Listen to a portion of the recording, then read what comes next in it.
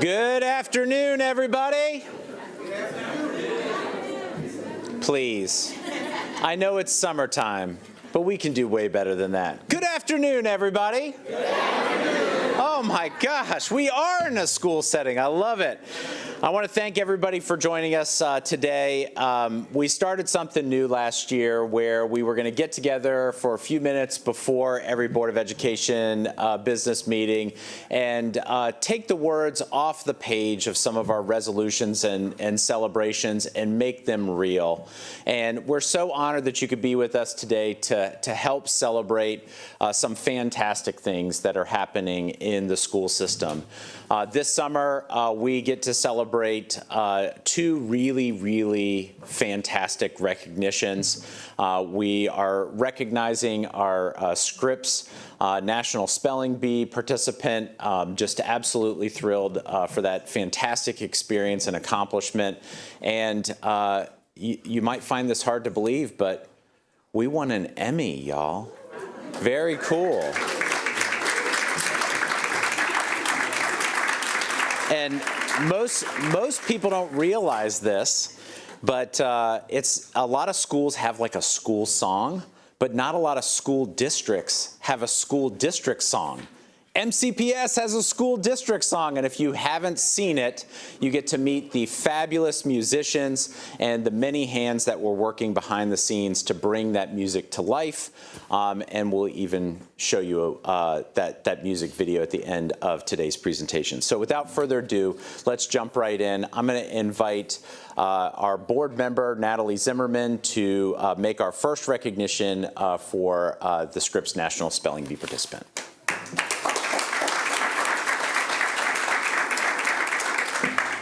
Hello, good afternoon. Immortalized in movies, TV shows, and pop culture, the Scripps National Spelling Bee is many things: competition, tradition, and a chance for students to showcase their intellect, intuition, and special talents. And it's not every day that you meet a spelling bee pro, but today there's one among us. Hailing from Robert Frost Middle School is Montgomery County's very own Lauren Mariana, who finished as a semifinalist at this year's Scripps National Spelling Bee. And I'd love for her to come on up as we say nice things to her.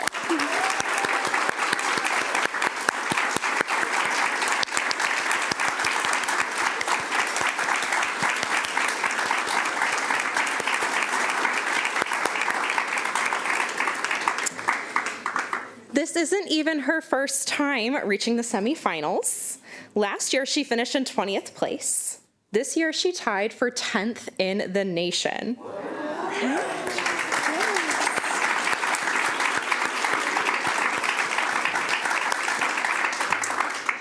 Think about what that means. Millions of students begin their spelling bee journey in classrooms and school competitions across the country, but only about 250 earn a spot at the Scripps National Spelling Bee. From that extraordinary group, our own Lauren finished among the nation's top 10 spellers, a remarkable achievement that brings tremendous pride to her family, Robert Frost Middle School, Montgomery County, and all of MCPS. Yay. Hello.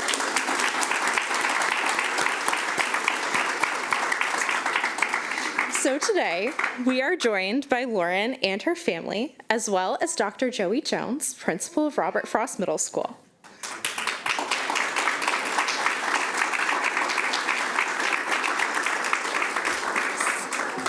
Thanks to your leadership, students like Lauren are able to thrive and become their best selves through fostering a healthy academic environment for both competition and curation of talent.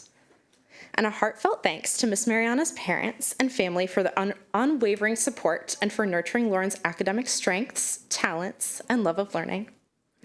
Lastly, I want to share a word that fits Miss Mariana to a T, and that word is cognoscente, of Italian origin. Cognoscente.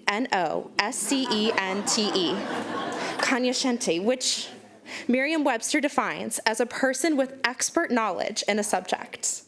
Lauren Mariana is that expert, and we couldn't be more proud of her tenacity, wit, and intelligence. So on behalf of the board, congratulations on your placement, Lauren. You are a shining example of what MCPS has to offer all students. We are extremely proud of you and your invaluable skills. Now for the picture.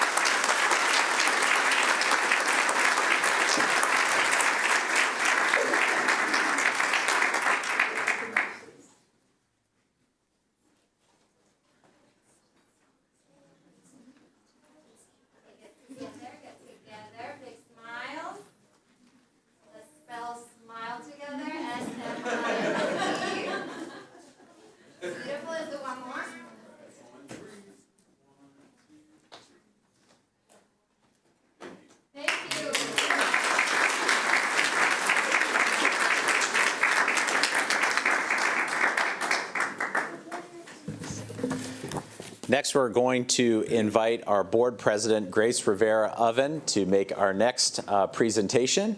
Very excited about this, and we have many of our student musicians here today. Yes. Good afternoon, buenas tardes, bienvenidos, welcome all. This is pretty exciting. The next celebration comes as no surprise to us.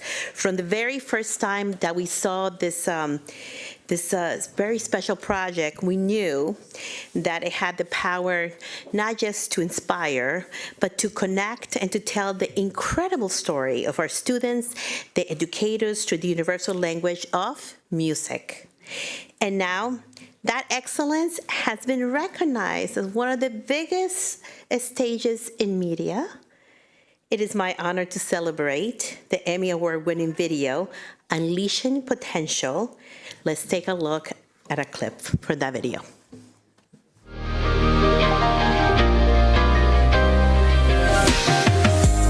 Even if my day goes bad, I'ma still do me, cause I'm future ready. Yeah, right.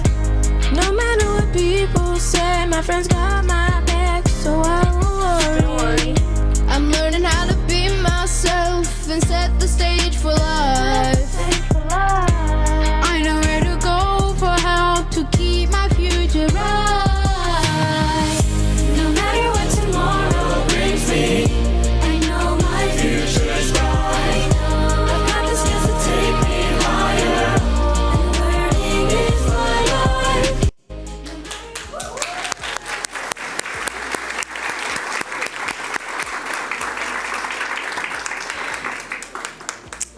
Not only this is special for me because I visit these schools all the time, but this is such an incredible accomplishment for our district.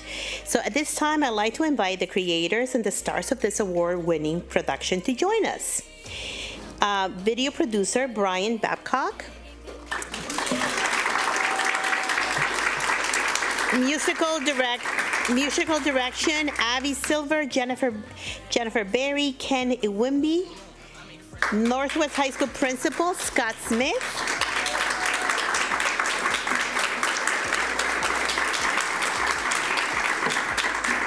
Students, as you hear your name, please come up. Abby, Adam, Afia, Alexis, Amy, Cameron, Dimari, Dasha, Desiree, Emily, Isaiah, Isaac, Kelsey, Liam, Pierre, Roland, Roxanne, Shiloh, and Sarah.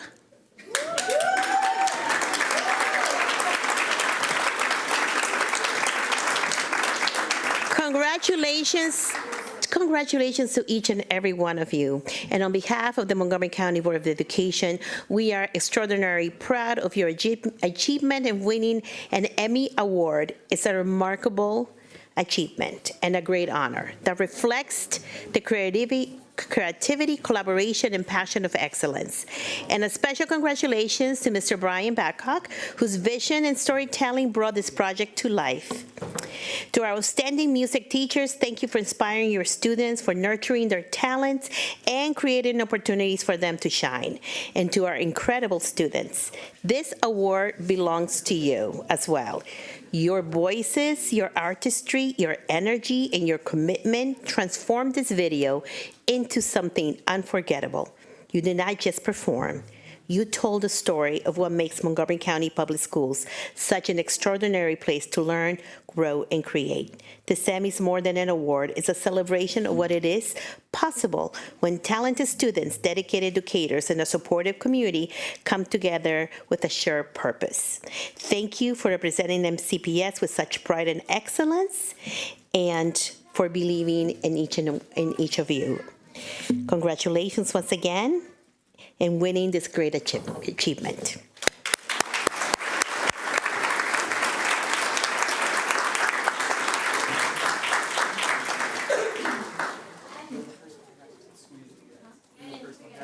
Okay.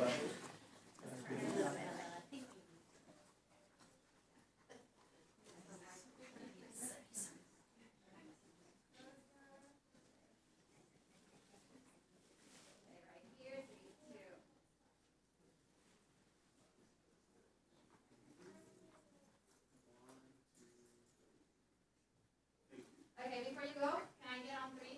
Emmy winners, okay? On three. All right, coordination. 3, 2, 1. Emmy winners!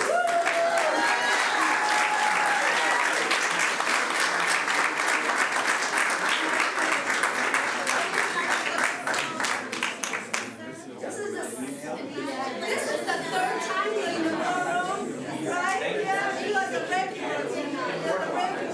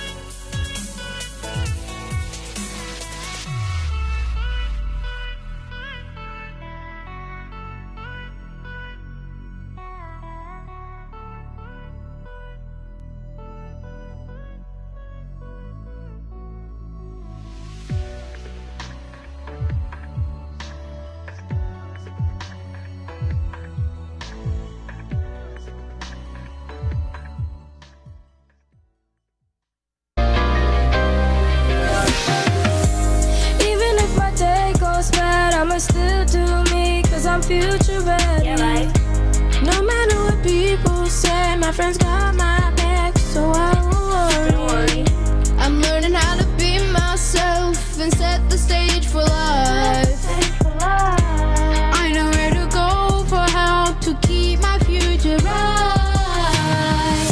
No matter what tomorrow brings me, I know my future is bright. I've got the skills to take me higher, and learning is my life. No matter what tomorrow brings me, I know my future is bright. I've got the skills to take me higher, and learning is my life. Go where you want to learn what you need. We all gravitate to the knowledge that we see, and everywhere you look around you see diversity. Every day we're breaking boundaries for a future perfectly. No matter what the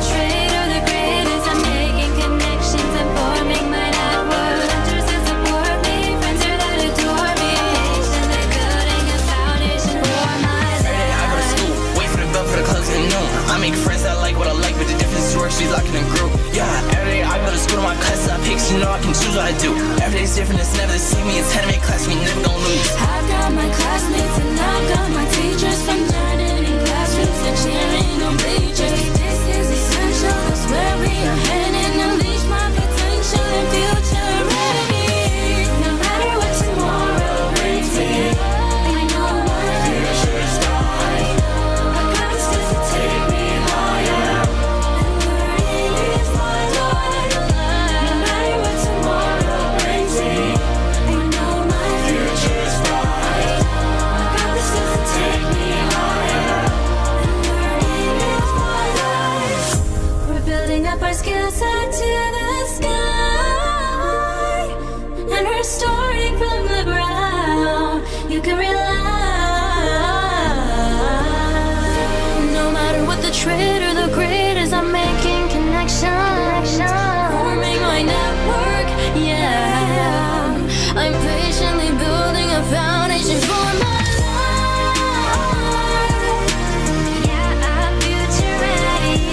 Oh yeah, no matter what tomorrow brings me, I know my future's bright. I've got the skills to take me higher, and learning is my life. No matter what tomorrow brings me, I know my future's bright. I've got the skills to take me higher, and learning is my life. No matter what tomorrow brings me, I know my future's bright. I've got the skills to take me higher, and learning is my life. No matter what tomorrow brings me, I know my future's bright. I've got the skills to take me higher, and learning is my life.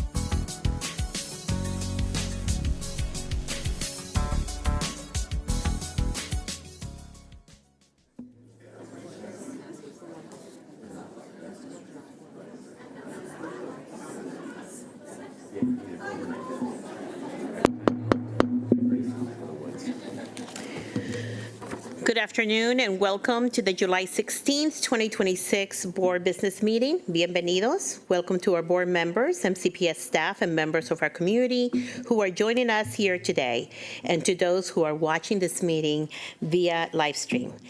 Let us begin by standing for the Pledge of Allegiance, which is in the back. I pledge allegiance to the flag of the United States of America and to the republic for which it stands, one nation, under God, indivisible, with liberty and justice for all. Thank you very much. I will now ask my colleagues to please introduce themselves to establish a quorum. I will start on my left. Good afternoon. I'm Natalie Zimmerman. I represent District 2. Good afternoon, Julie Yang. Good to see everyone, District 3. Good afternoon. Buenas tardes. Carla Silvestre, School Board Member at Large. And I will ask our student board member to please introduce himself. Good afternoon, Wu Dawit, student member. Thank you very much. There is, colleagues, there is a request to remove from the agenda item 8.18, the annual ticketed event and meeting list for 2026-2027 for consideration of a future meeting. Is there a motion to amend the agenda to remove this item? So moved. Second. There is a motion and a second. Is there any discussion? Seeing none, all those in favor, please raise your hand. Against? Oh, it's unanimous, and that is unanimous, and it carries. Thank you very much. The next item on the agenda is recommendations of appointments by Ms. Dr. Rivera-Alvin? Taylor. Yes, sir. Just real quick, we need to now approve the agenda as revised. Yes, sir. Thanks for keeping me in line. Is there a motion to approve the agenda as revised? I move to approve the revised agenda. Second. There is a motion and a second. All those in favor, please raise your hand. And that is unanimous by those present. Thank you. Thank you, sir. Now going to item 5.1. The next item on the agenda is the recommendations of appointments by Dr. Taylor. Dr. Taylor. Thank you so much, Madam President. It is an exciting time for us. 'Tis the season for administrative appointments. It is busy in MCPS, time for us to have transitions and plannings for the following year. And I am so excited to present this very talented slate of leaders for your consideration today. When I say your name, if you could please stand up while I say some wonderful things about you, and are already off to a strong start. Thank you, MCPS TV. And we'll hold the applause until after the board has a chance to consider your position.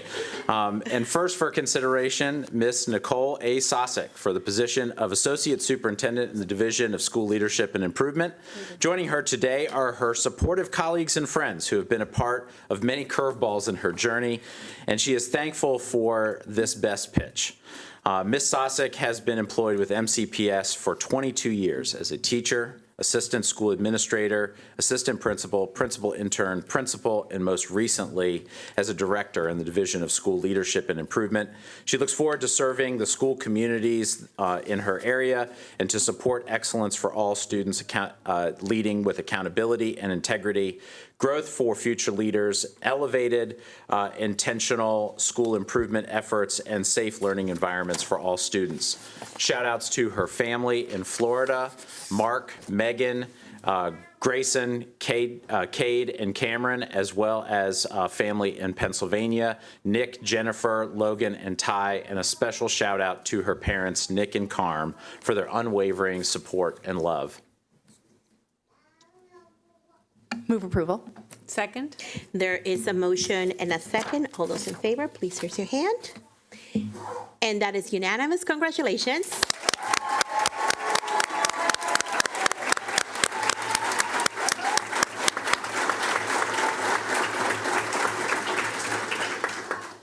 Next for consideration is Dr. Jamila W. Dinney for the position of Director in the Division of School Leadership and Improvement.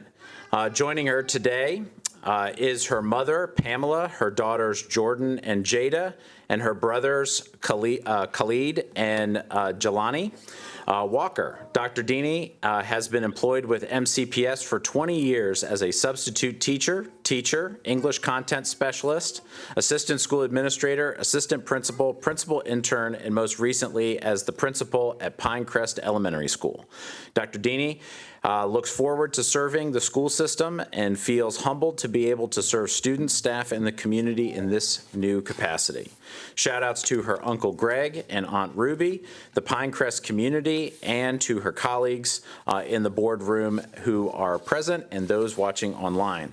Very special acknowledgement to her father, Dr. Devance Walker Jr., who recently passed away.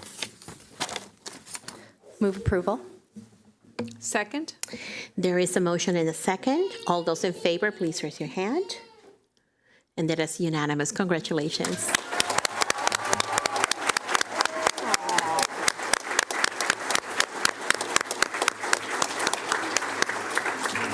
I'm loving this. Next for consideration is Mrs. Shannon M. Farmer for the position of Director in the Department of Special Education Services. Joining her today is her current Director, Dr. Karen Cruz, her college mentor, Sheila Shea, her friend, Johnny Gayarth, and her team, Rebecca, James, and Nasaif.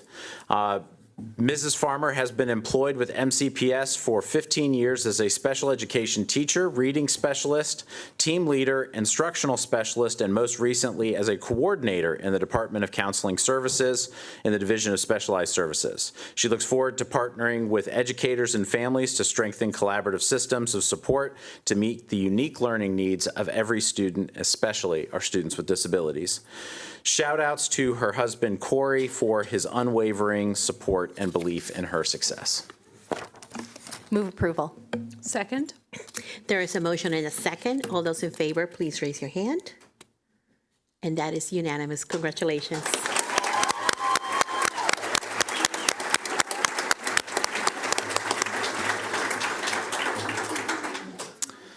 Though she's not present today, we still would like to recommend and recognize Dr. Lisa M. Gaylord-Jones for the position of Director in the Department of Special Education and Related Services. Dr. Gaylord-Jones has been employed with MCPS for 26 years as a teacher, resource teacher, assistant principal, acting principal, and most recently as the associate superintendent, supervising the Division of Special Education Services. She looks forward to continuing her work with the Department of Special Education to support academic, behavioral, and well-being needs of all students.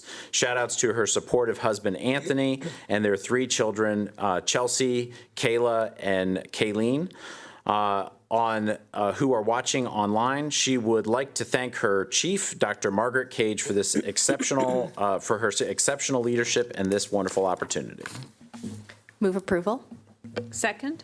There is a motion and a second. All those in favor, please raise your hand. And that is unanimous. Congratulations.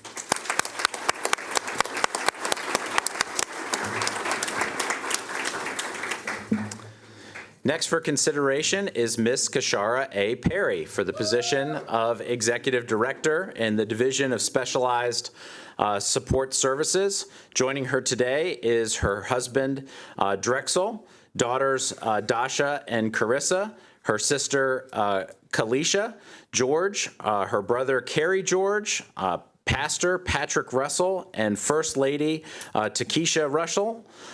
Ms. Perry has been with MCPS for 2 years as a coordinator and most recently as an acting supervisor for autism spectrum disorders. Prior to joining MCPS, Ms. Perry worked in various school districts as a teacher and administrator. She looks forward to continuing working alongside students, families, and educators and the community partners to ensure that every learner has access to the supports, services, and opportunities they need to thrive.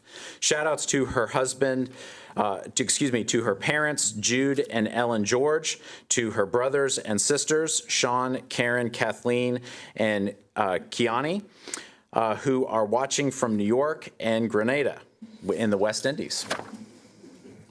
Move approval. Second. There is a motion and a second. All those in favor, please raise your hand. And that is unanimous. Congratulations.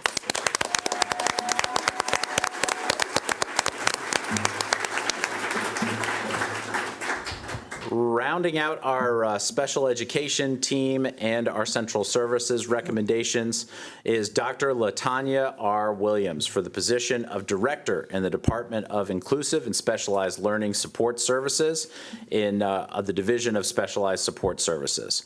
Joining her today is her husband, Derek, her son, JR, her daughter, Jolie, and her cousin, Dr. Lakeisha Lashley. Dr. Williams has 22 years of MCPS experience as a special education teacher, team leader, special education resource teacher, coordinator, and most recently as the acting supervisor in the Department of Special Education Services. Dr. Williams is committed to strengthening inclusive systems, fostering collaborative partnerships, and advancing equitable, high-quality services that expand access and improve outcomes for every student. Shout-outs to her family and close friends who are supporting her virtually from Delaware, the Philadelphia area, and beyond. Move approval. Second. There is a motion and a second. All those in favor, please raise your hand. And that is unanimous. Congratulations.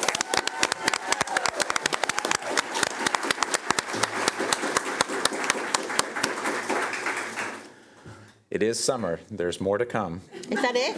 No, ma'am. Okay. We have some principal appointments, which is very exciting. That's right. Oh, this is for your consideration today. Keep the party going. This is Please join me in great. welcoming our first principal recommended appointment for this evening, Miss Jeannie M. Chin, for the position of principal at Roberto W. Clemente Middle School.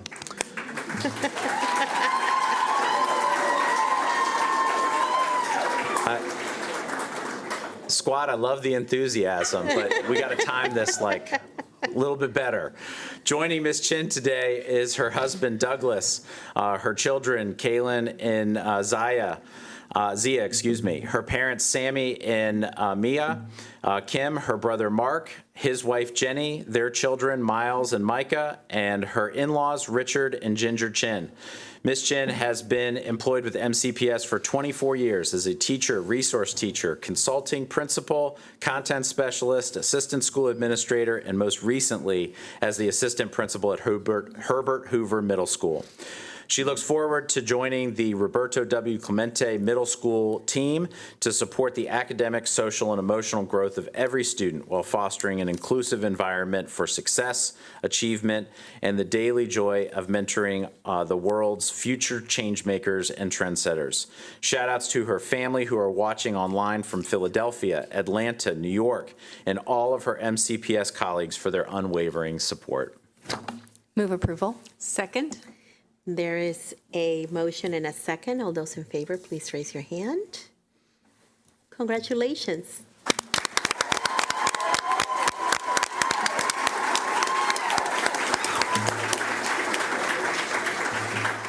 I think I got a little too excited. I might have to redo that one because I said, all those in favor. Let's do this again. All those in favor, raise your hand. Because that's my neighborhood, so I got really excited. So all those in favor, please raise your hand. Again? No, but I don't think I said all those in favor. I just said I got ahead of it. Yeah, so all those in favor, raise your hand. And that is unanimous. Sorry, we did a retake. Thank you. All right, next for consideration is Dr. Clifford J. Cooper Jr. for the position of principal at Garrett Park Elementary School. Joining him today is his wife Jennifer, daughter Chloe, son Clifford, his mother Susan, his father Clifford Cooper, his in-laws Kay and James Lime, his sister Candace, brother-in-law Jake, and nephew Cooper Rappaport. Dr. Cooper has been employed with MCPS for 16 years as a teacher, assistant school administrator, assistant principal, and most recently as the principal intern at Robert Frost Middle School. He is beyond excited about joining Garrett Park Elementary School. Shout-outs to his principal developer, Dr. Joey Jones, and all of the supervisors, mentors, colleagues, students, staff, family, and friends who have supported him through the years. Move approval. Second. There is a motion and a second. All those in favor, please raise your hand. And that is unanimous. Congratulations.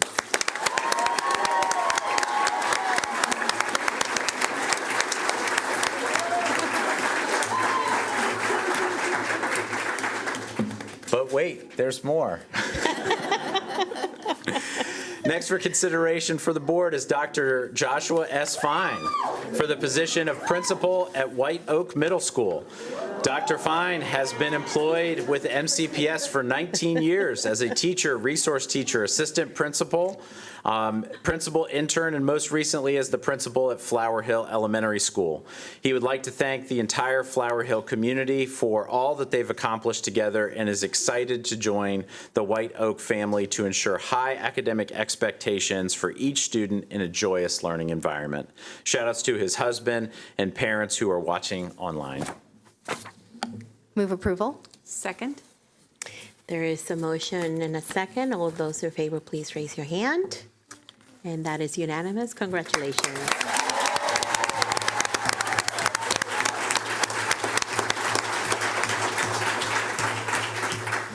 Next for consideration is Miss Jada Langston for the position of principal at the Carl Sandburg Learning School.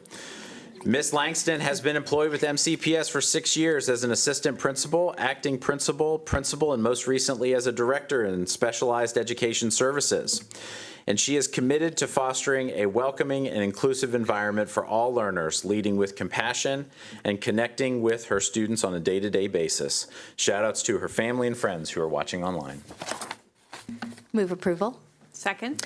There is a motion and a second. All those in favor, please raise your hand. And that is unanimous. Congratulations.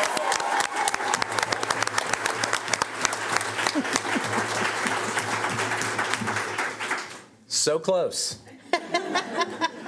We're going back to central services because we do need some help with a great many things, and to help us with that is our next recommended appointment for consideration is Ms. Desiree C. Adams for the position of Supervisor of IT Operations and Delivery in the Department of Business Information Systems.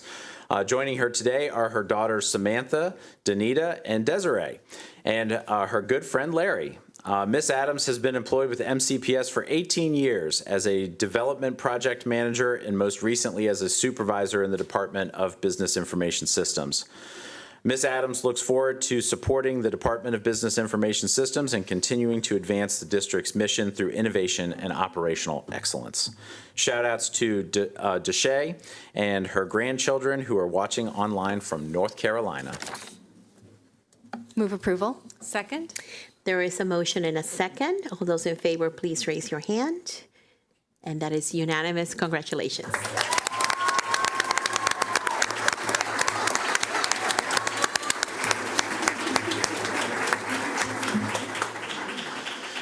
Very excited to welcome this next person for consideration virtually. Please welcome Dr. David Guzman for the position of Supervisor for Community Schools in the Division of Early Childhood Title I Programs and Recovery Funds in the Division of School Leadership. Mr. Guzman brings to MCPS more than 20 years of educational experience as a teacher and administrator. He looks forward to supporting students, families, schools, and communities through strong partnerships and systems of support. Shout outs to his wife Kendra and his daughter Sydney, who are also watching online. Move approval. Second. There is a motion and a second. All those in favor, please raise your hand. And that is unanimous. Congratulations.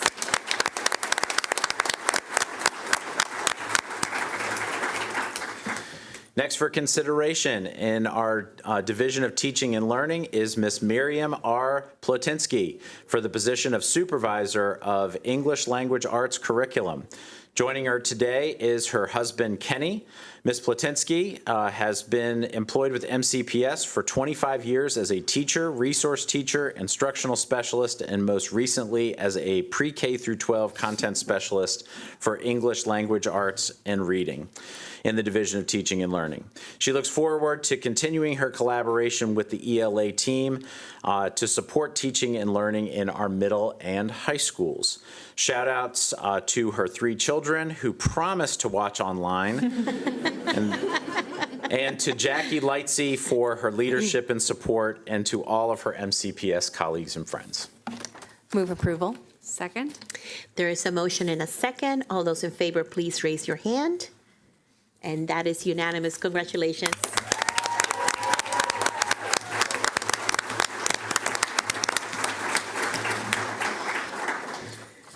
This is our last recommended appointment for your consideration for the summer board. We've gone a long way, and it's fitting that we close out with a cornerstone of your Future Ready strategic plan, a focus on college and post-secondary career opportunities for our young people, with an appointment for the position of supervisor in career and post-secondary partnerships.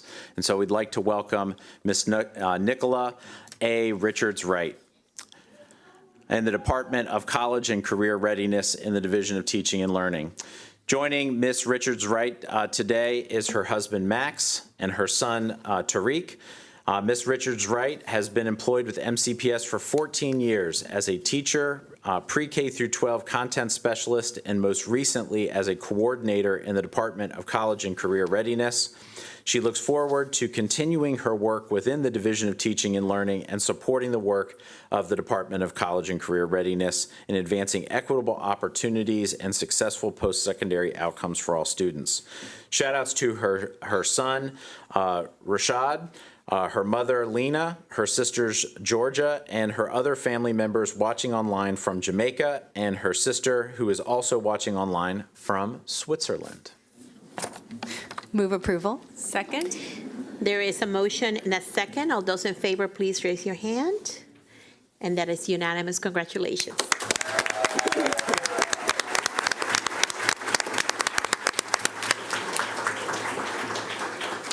Wow. Thank you, Madam President. This concludes our appointments for a very talented slate of leaders joining MCPS this summer. Indeed.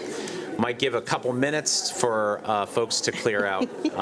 It's a rather large crowd. Yeah, I think it's the most we had in a long time. In a long time. Appointments, Since yes. last summer. Yep.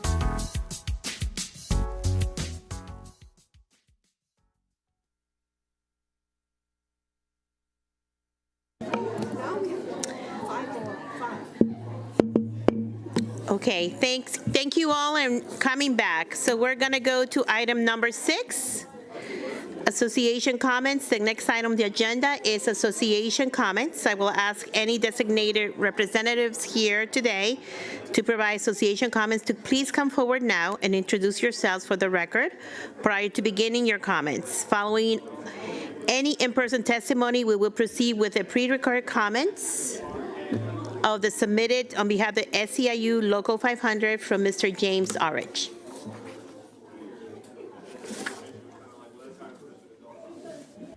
Good afternoon, honorable members of the Montgomery County Board of Education.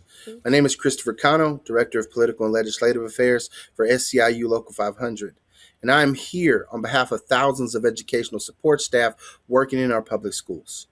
We wish to convey how deeply disappointed we are by the board's decision to adopt budget cuts that eliminate 12-month positions and force dedicated support staff into 10-month schedules, while still failing to provide commensurate summer work as contractually obligated.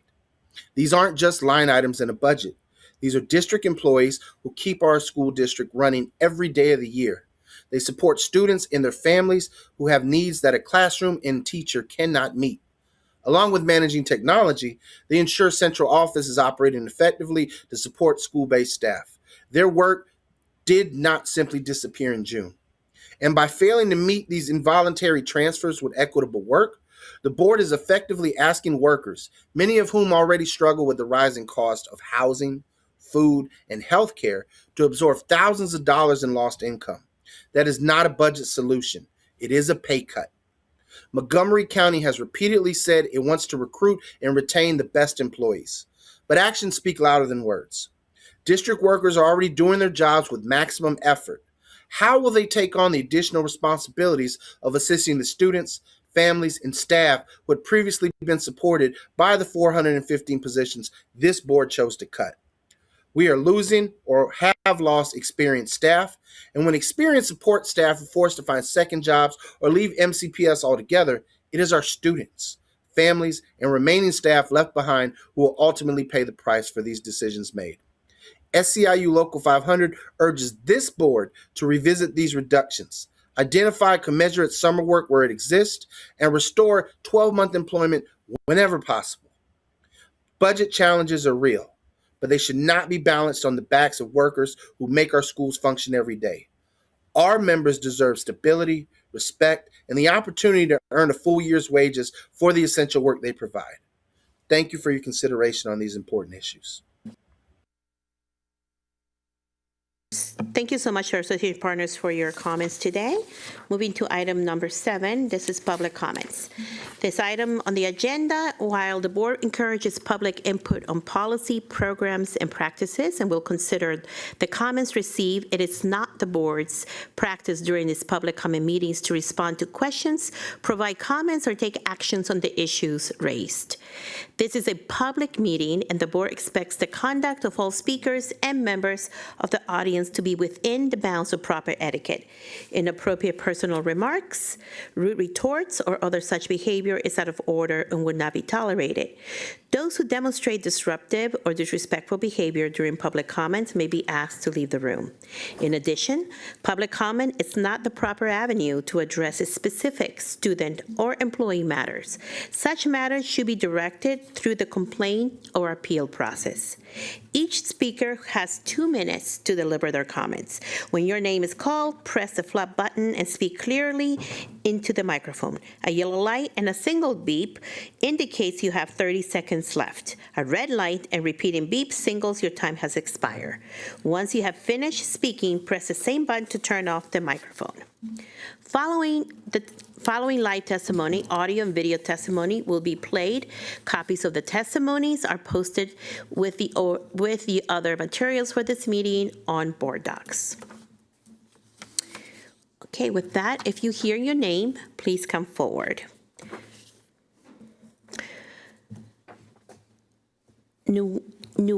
Naibaya Rachakonda, Grace Shao, Betsy Tao, Deep Wolf, Catherine Matro, and Stephan Gilman Riley.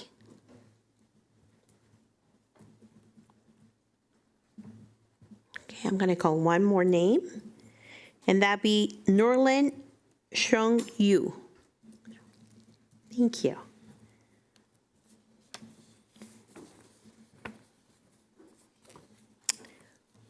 Okay, Ms. Greshow, if you could start, please, and push a button in front of you.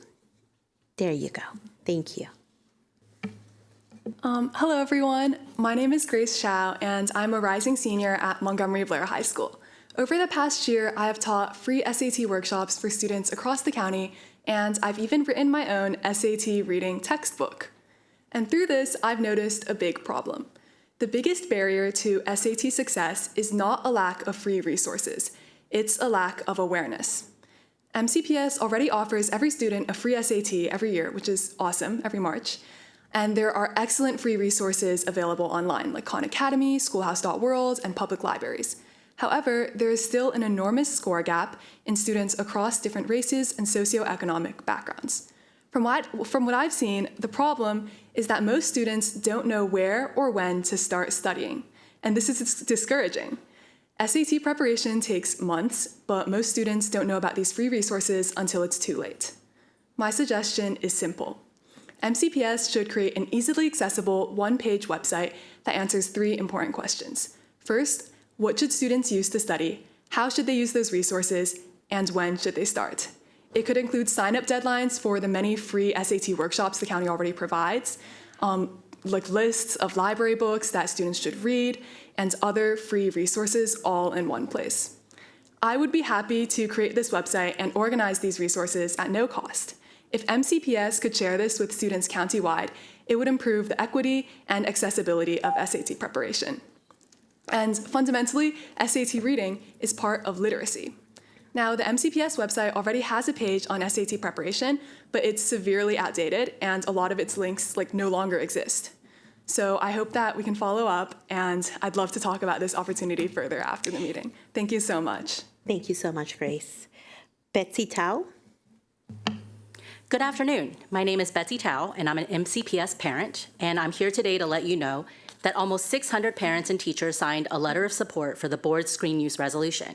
You have their names and testimonials, and I urge you to read them.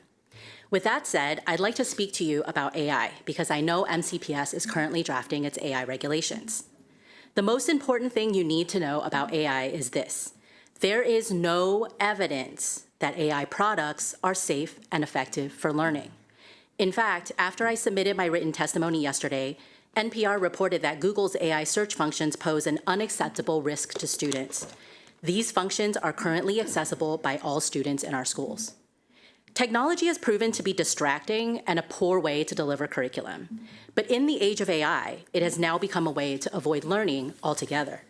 The human mind will always seek the path of least resistance. When our educational system provides that avenue for teachers and students, they will take it. A group of high school students at a summer camp recently told me they knew AI was bad for learning, but they couldn't resist using it because they were under pressure to get good grades. They also lost respect for teachers who used AI for class prep and assessments. Their counselor told me he relied on ChatGPT all through college, and now that he's in the workplace, he realized he has no knowledge and skills to rely on. This is the challenge facing MCPS. How can we reorient the school experience to ensure that when a student graduates, they have actual skills beyond the ability to type words into a box and cut and paste what comes out? You know what the University of Chicago's law school is doing? For all first-year law students, they are prohibiting the use of laptops, tablets, and phones in the classroom. When technology is readily accessible, it will get misused and overused.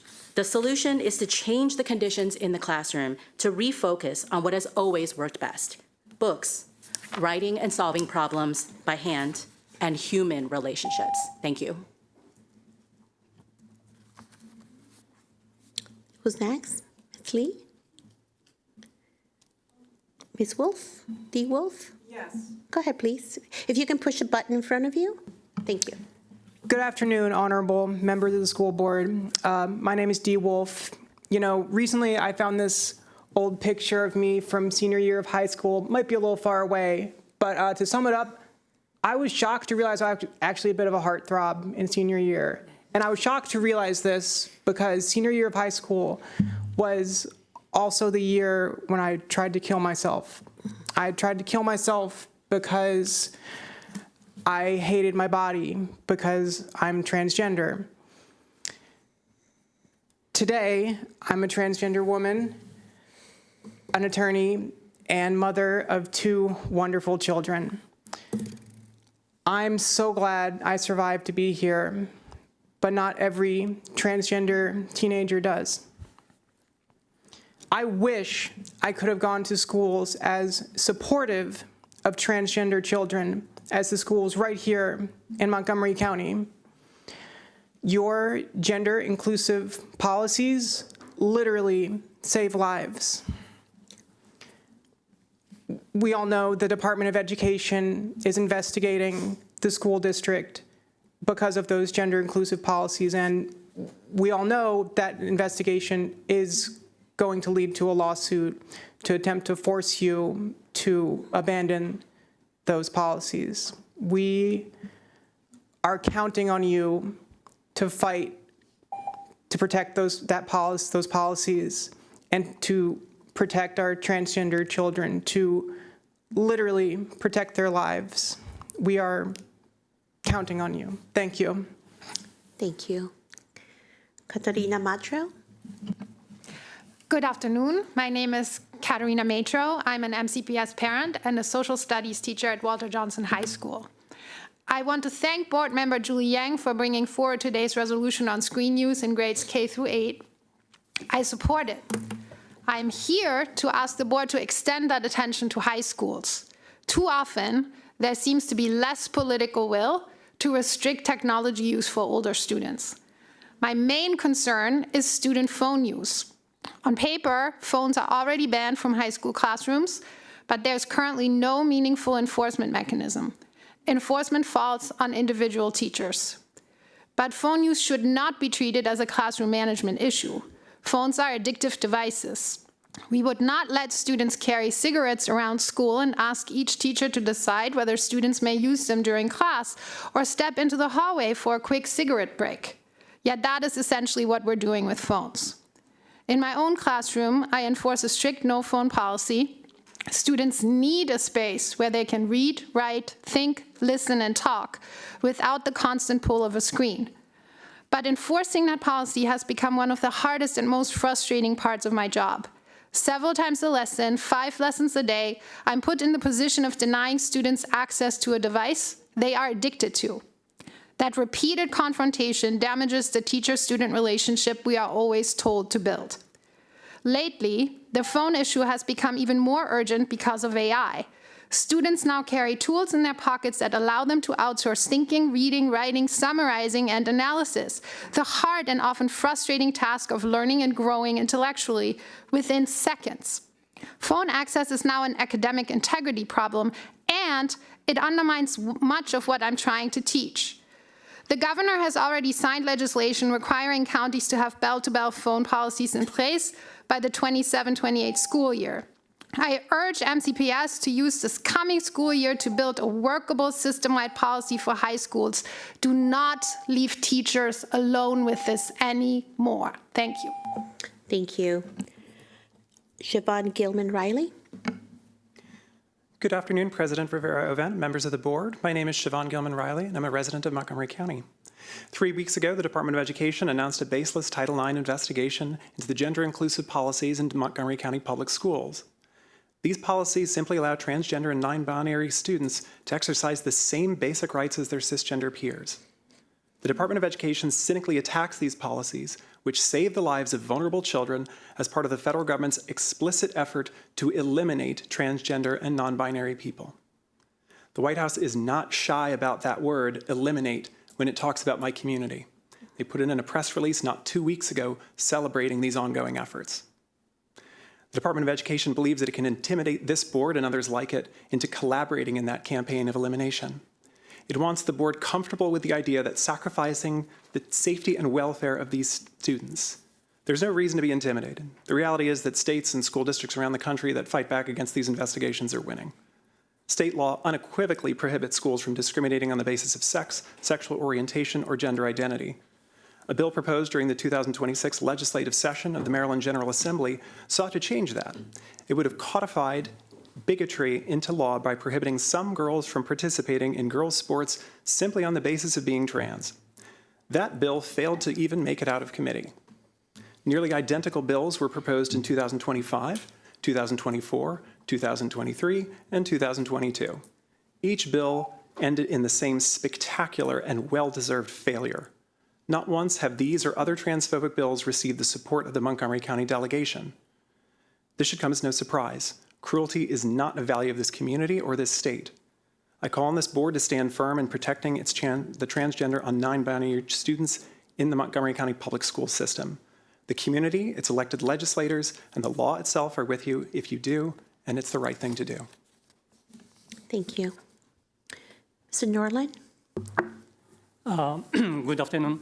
My name is Nurlan Shonkoev, and I live in Bradwell Court in Stonebridge community of Rockville and North Potomac.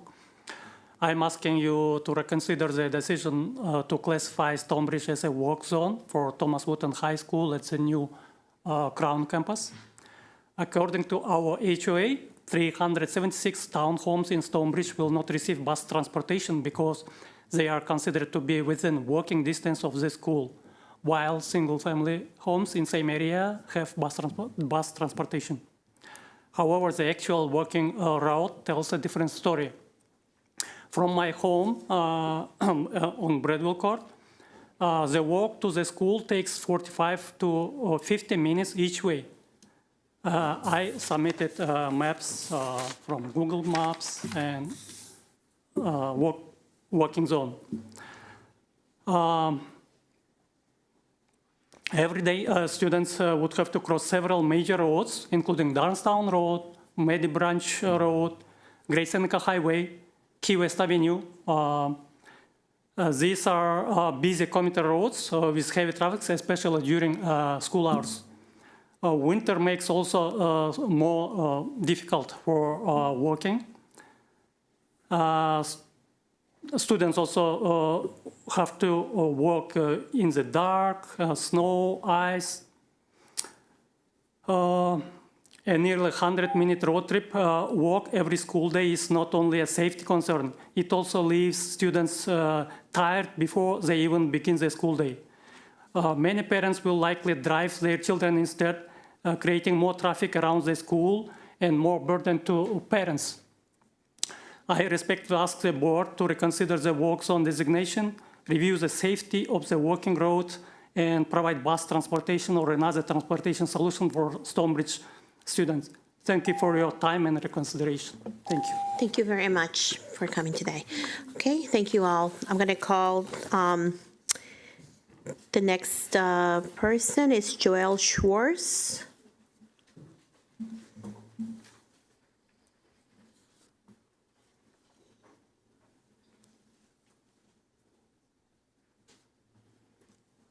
Pick your seat.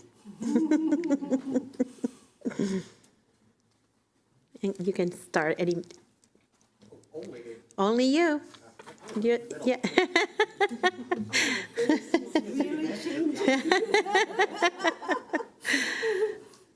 There you go. And just push the button in front of you when you start, please.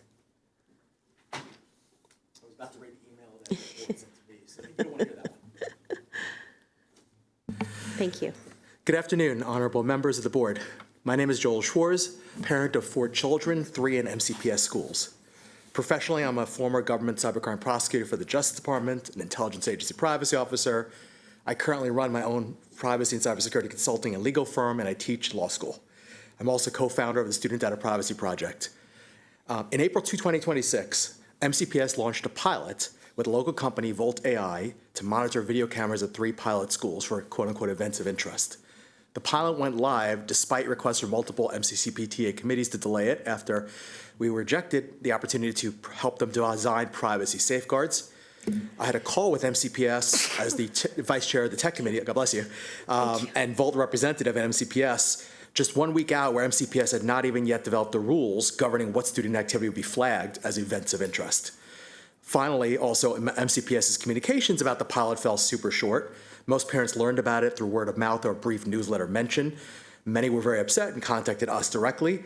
MCPS then hastily scheduled a couple of outreach sessions, which created actually more confusion and contradictory information, which actually required me to spend some time on special calls for the tech committee to actually help clarify things after speaking with MCPS and getting some clarifications. My own concerns deepened when I spoke with some of the staff who helped vet the proposal, and they couldn't answer some of my basic questions, such as where would devices be placed if they were being placed, what data would flow, etc. Anyway, pilot's done in May 2026. We asked for a debriefing. More than 2 months later, we've not gotten any debriefing or any responses, actually. So what are we asking for?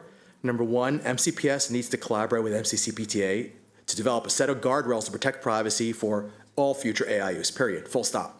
Two, we need MCPS to work with us to help develop a holistic risk assessment framework for adoption of AI in schools, which is something the commercial world does quite often. And number three, involvement of community experts from the community and AI knowledge and AI planning for MCPS. We've made this proposal numerous times for an advisory group over multiple school years, but Thank you. We have your testimony. Thank you, Mr. Joel.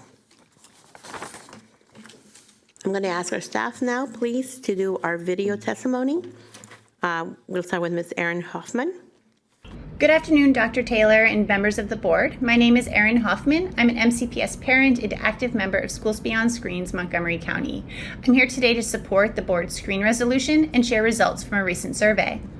The MCPS Things to Know summary of Policy IGS affirmed that teachers remain the primary decision makers in the classroom when it comes to student-facing technology. Interestingly, teachers have been reaching out to our group to share their concerns. So I figured if anecdotal evidence carries weight, then we should organize it and invite more perspectives. We distributed a survey asking MCPS teachers and staff how technology is affecting their classrooms.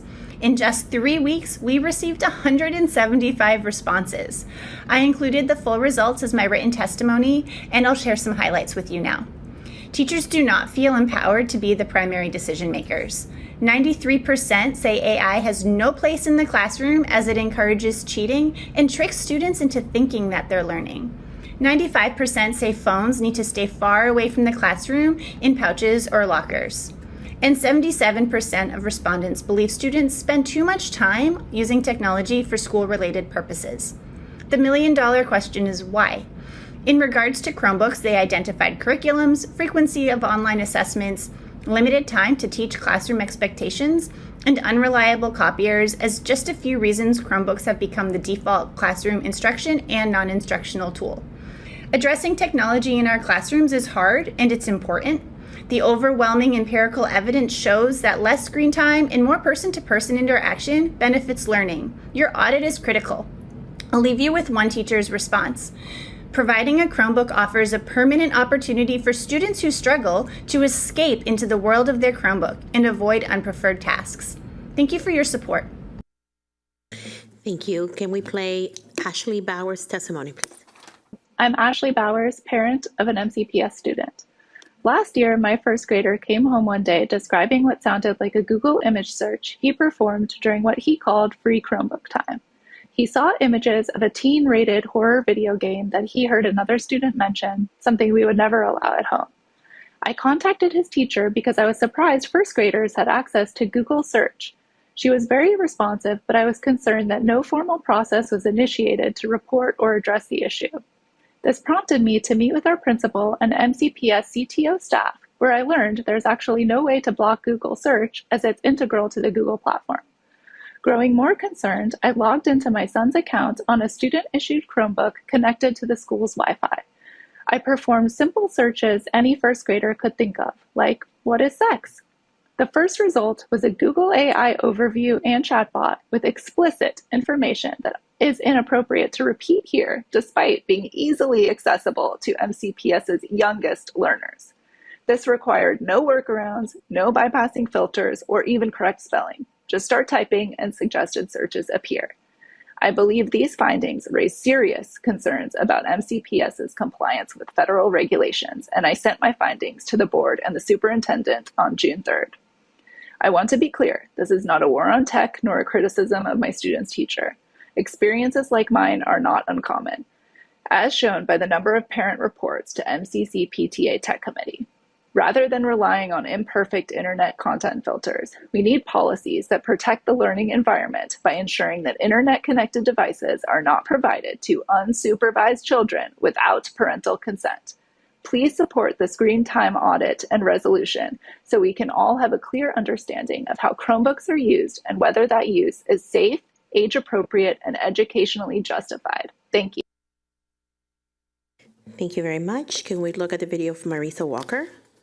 I'm Marissa Walker, MCPS parent, MCC-PTA Tech Committee Vice Chair, and member of Schools Beyond Screens, Montgomery County. I strongly support the screen time audit resolution, and I urge you to do the same. I testified back in May that internet access on the school Chromebooks means that students see all manner of non-educational content, ranging from the merely distracting to the outright obscene. This is puzzling, considering that MCPS pays a lot of money to companies like Lightspeed and iBoss to filter and block content. But based on what kids can access, the iBoss filters are clearly not working well enough. Moreover, both Lightspeed and iBoss have parent portals that could empower parents to know how their kids are using screens at schools, but MCPS does not appear to have these features, so parents are in the dark and cannot put their own controls on school accounts. Recently in April, a game called Five Nights at Epstein's was going viral among MCPS students during school on school devices. We emailed the MCPS tech office about the game, giving an example of how to find it online. They responded that they blocked it based on our tip, yet immediately afterwards we were still able to find many other ways to access the game on a school Chromebook signed into a student account. Blocking one URL at a time just doesn't work with today's internet, where harmful content spreads quickly across many different websites that change all the time. In short, existing filters and blocks don't work well enough and maybe never will. Please support this resolution so we can better understand what students are accessing on school devices and we can begin to solve the problem. My preference would be that we greatly scale back student internet access, return to time-tested, human-centered teaching methods, and use technology more sparingly and intentionally with informed parental consent. Thank you. Thank you very much. Can we see the video from Hannah Donart?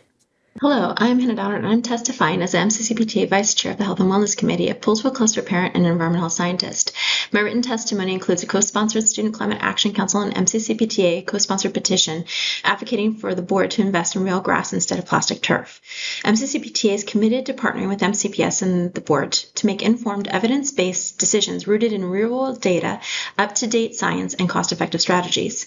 With limited resources and many outstanding capital needs, we are urging the board to prioritize students' indoor learning environment where all children spend most of their time instead of allocating over $55 million for plastic turf. Real-world data and independent studies have demonstrated that we can significantly save by investing instead in organically managed, well-maintained real grass, which offers a safer, healthier, more sustainable, and less expensive alternative to plastic turf. And rather than investing in out-of-state plastic turf companies, we could make it local, keep it local by investing in landscaping businesses in-state. To date, MCPS has not provided a full life cycle cost analysis.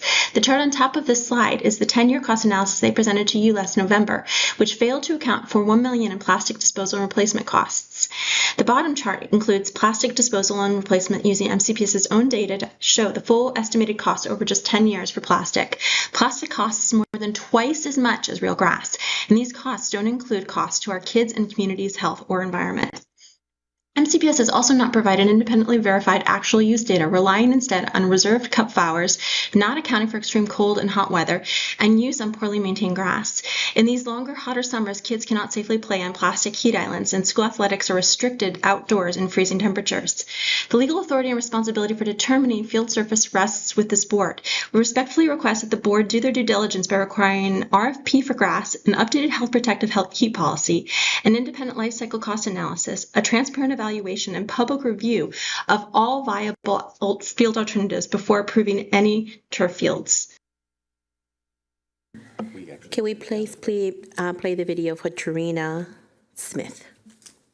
My name is Tarina Smith. I'm a Fairland Elementary School parent, PTA Vice President, and Chair of the MCC PTA Health and Wellness Committee. Our communities deserve transparency and due diligence regarding the risk of synthetic turf. Natural grass is organic, equitable, and cost efficient. It is not the alternative. It should be the default. Plastic turf poses several risks, including heat stress, injury, and chemical exposure. Environmental hazards don't land evenly. Students with chronic health conditions are especially at risk. They are exposed to dangerous microplastics, heat islands, and chemical contamination, including PFAS. When school leadership chooses plastic turf, a child with asthma has no choice. That is not equity. It is a health burden placed unevenly on kids who already carry the most. In addition, low-income communities are often disproportionately impacted by the installation of synthetic turf. These neighborhoods have historically been subjected to a greater share of environmental burdens while having fewer opportunities to influence land use decisions. When these fields are placed in underserved communities, residents face a disproportionate share of these potential risks while lacking equal access to greener, natural recreational spaces and the resources needed to address environmental health concerns. Consider what the roughly $50 million budgeted for turf could fund instead. About 10 new elementary school HVAC systems for clean air, filtered hydration stations at every MCPS water source for lead-free water, or about 15 roof replacements preventing water damage and mold. Is turf really where our most vulnerable students need this money to go? My written testimony includes the MCCPTA resolution on synthetic turf. We ask the board to pause new turf installations until MCPS completes a full life cycle cost analysis and issues an RFP for sustainably managed grass fields. We also ask the board to update its heat policy by using wet bulb globe temperature measured at the field, consistent with federal guidance and stronger child protective standards. The board's role is to ensure decisions are transparent, evidence-based, fiscally responsible, and in the best interest of all MCPS students. I look forward to partnering with you. Thank you. Thank you very much. This will conclude our public comments. The next business meeting of the Board of Education for public comment is on Thursday, August 20th of this year. Sign-ups for public comment will open on Thursday, August 13th of this year at 6 p.m. In addition to the online sign-ups for public comment, we allow for in-person standing sign-ups when space allows. Unallocated slots may be filled on a first-come, first-served basis on the day of the meeting. I also like to welcome our colleague, Ms. Rita Montoya, who is joining us via video. With that, I will open to my colleagues if they have any questions or comments. Before we do that, let me get mine out of the way. I would like to thank Grace, from a Grace to a Grace. Thank you so much for such a great initiative and for caring for other students. And you're right. As a first generation, I can tell you that having no idea what the SATs were, and having to study for them, it was not an easy thing. So thank you very much for supporting other students and we were looking to that, and I hope, Dr. Taylor, we can take her up on her offer. That is an amazing offer, and what better to have our students who know better, who go through, those trials of trying to do something, and that feedback is so valuable. So Grace, thank you very much.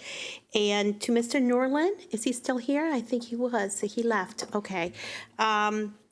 We will definitely look into the walk zone designation for Stonebridge. I know exactly the community that he's talking about, and it's definitely worth taking a look at it, because these are the little people that we have who will be walking, and I don't think we're done with that study anyway. Correct, Dr. Taylor? So that is that. With that, let me start on my left, Ms. Zimmerman. Thank you. I also want to thank everyone who came out to testify and your continued involvement in our school system, even though it's summertime.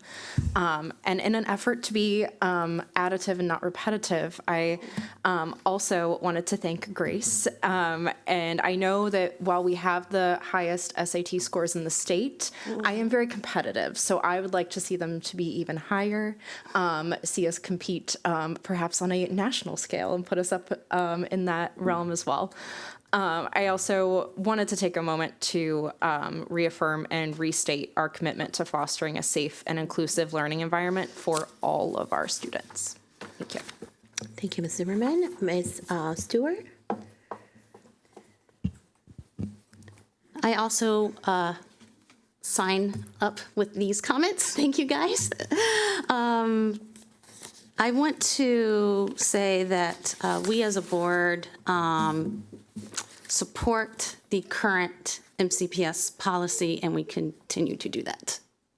But thank you so much for coming out here. I know sometimes it's not easy in this environment, so I appreciate the testimony regarding our continuing our values. I also would like to just address some of the testimony on artificial turf.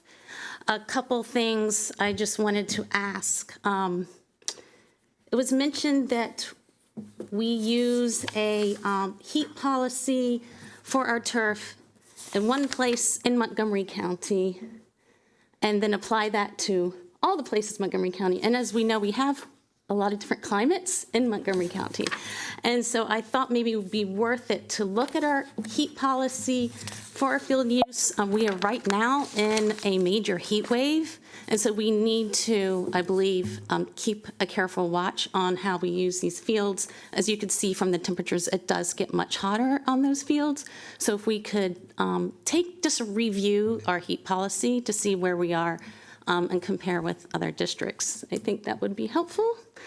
And the other issue I had was, I don't know if we use actual field use numbers, and there was a presentation almost a year ago, I believe, about how many hours we use our fields. I would like to know if that's actual use, or is that projected use or modeled use? Because as climate changes, I would think that sometimes we might not be able to use a field because of the heat. So I just would like that extra information as we get into a different climate zone. So thank you. Ms. Yang. Yeah, thank you. I want to thank everyone for coming in. I want to associate myself with the comment given by colleagues for the transportation walk zone and affirming our system's inclusive value. And I would like to ask staff to help take down Ms. Grace's email so that make it easier for her to navigate and connect so that with the school system. Thank you, everyone. Thank you very much. I'm going to go to our student board member. You know, trying my best to be additive and not repetitive in my first ever board comments. I do obviously want to thank Grace, student to student. It always is great to see, such an underlooked topic that is very, just as important, that I know that a lot of peers, including even me going in next year, would have definitely benefited from. And I thank you for coming out to testify. It's always great to see students, show up. So I do hope to maybe see that software come into play next year as I'm preparing for the SATs. Thank you. Thank you so much, Mr. David. That would conclude, I think, and I appreciate it. And again, thank you so much for coming and for testifying. Moving on to our next item number, which would be item number 8 on our agenda, consent items. Are there any consent items that my colleagues would like to request to be pulled out for clarification? Mr. Dawood, do you have your hand raised, or is that from last time? Sorry, yeah. Okay, I just wanted to be sure. Thank you, sir. Seeing none, is there a motion and a second to approve items 8.1 through 8.21 in block? Move approval in block. Second. There is a motion and a second. All those in favor, please raise your hand. And that is unanimous with all of us here. Thank you so much. The motion carries. Madam President, I have a couple of announcements to correspond with your consent agenda, if that would be all right. Sure. Thank you. Today, you recognized MCPS team members who recently passed away, whose service and dedication has left a lasting impact on the communities that they served. This included Mrs. Audrey R. Body Jackson, a special education teacher at John F. Kennedy High School who served MCPS for 26 years. You also recognized Miss Ashley Jones, a bus operator at the Shady Grove Bus Depot North in the Division of Transportation, and she served us for 3 years. We extend our deepest sympathies to their friends, their families, their coworkers, and to the students that they served. as they grieve this loss. Additionally, it's hard to believe that this is right around the corner.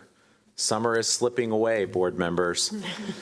You also recognized resolutions that we will get to celebrate next month in August, and they are the Get Ready for Kindergarten Month. It's an official month that we recognize and encourage families, schools, and community partners to work together to support a smooth and successful transition for our youngest learners as they begin their educational journey in kindergarten. Second, the board recognized National Back to School Month, highlighting the importance of school readiness, strong family-school partnerships, and ensuring that every student begins prepared for success. And your final resolution that you recognized was the National Immunization Awareness Month, emphasizing the importance of routine immunizations in support of student health, regular school attendance, and safe learning environments for all students. These resolutions, which the Board of Education has just approved, will be shared and celebrated as we prepare for the start of the 2026-2027 school year at your next official business meeting. Thank you, Madam President. This concludes announcements for today. Thank you, Dr. Taylor. And of course, we also concur with our most heartfelt condolences for those who are no longer with us and to their loved ones. Next on the agenda would be item 9.1. This was an item on the agenda that from our previous new business, auditing student screen time, K through 8. I will turn it now over to Ms. Yang. Ms. Yang? Thank you so much, Madam President. I am excited that we are here to talk about this resolution. Thank you for the parents here and online to voice their support for this resolution. At the June 4th work session, I presented the board for the board's consideration a draft resolution calling for MCPS to review student screen time and digital tool use to prepare a report for its finding to the board. There's no doubt, all of us know, that technology has transformed education in remarkable ways. The question is not whether students should use technology, but the question is whether we use it intentionally, thoughtfully, and in ways that best support learning and student well-being. And today, we don't have a comprehensive picture. So I appreciate the administration has already begun important work in this area. Their presentation on June 4th outlined some plans to review our practices and also to gather stakeholder feedback and develop some future guidelines. I see this resolution as a complementary to that work. The board's responsibility is governance. Before we make policy decisions or consider system-wide changes, we should understand where we are today. Good decision begin with good data. So this resolution asks for comprehensive audit of student screen time and digital tool use. It asks us to quantify how much screen time students are experiencing, distinguishing instructional from non-instructional, examine whether there are opportunities to reduce unnecessary screen exposure, evaluate the effectiveness of our content filters. Some parents were talking about that, and provide recommendation informed by evidence. So I'm very excited it's here on the table. Now, since its introduction on June 4th, in considering some feedback I received on that draft, I would like to move to amend the resolution by revising the second whereas clause to read as follows. Whereas screen time is defined as time students spend on a school-issued device, such as a computer or tablet, assessing digital media on a one-to-one basis or in small student groups for, but not limited to, educational purposes such as learning, studying, or completing schoolwork. And Thank you, Ms. Yang. There is a motion to amend the resolution. Is there a second? I second. Okay, there is a second. Is there any discussion on the proposed amendment of the resolution at this time? Let me go online. Just the amendment? Just the amendment. Just the amendment, correct. Any discussion? Okay. Seeing none, if there's no further discussion, all those in favor to the amendment, please raise your hand. And that is unanimous. Thank you very much. So before we proceed with any additional discussion, I would like to ask Ms. Yang again to please read the results of the resolution. Thank you, Madam President. So resolve that the board encourages the responsible use of digital devices, reserving screen time for activities where technology offers clear, independent, evidence-based instructional advantages.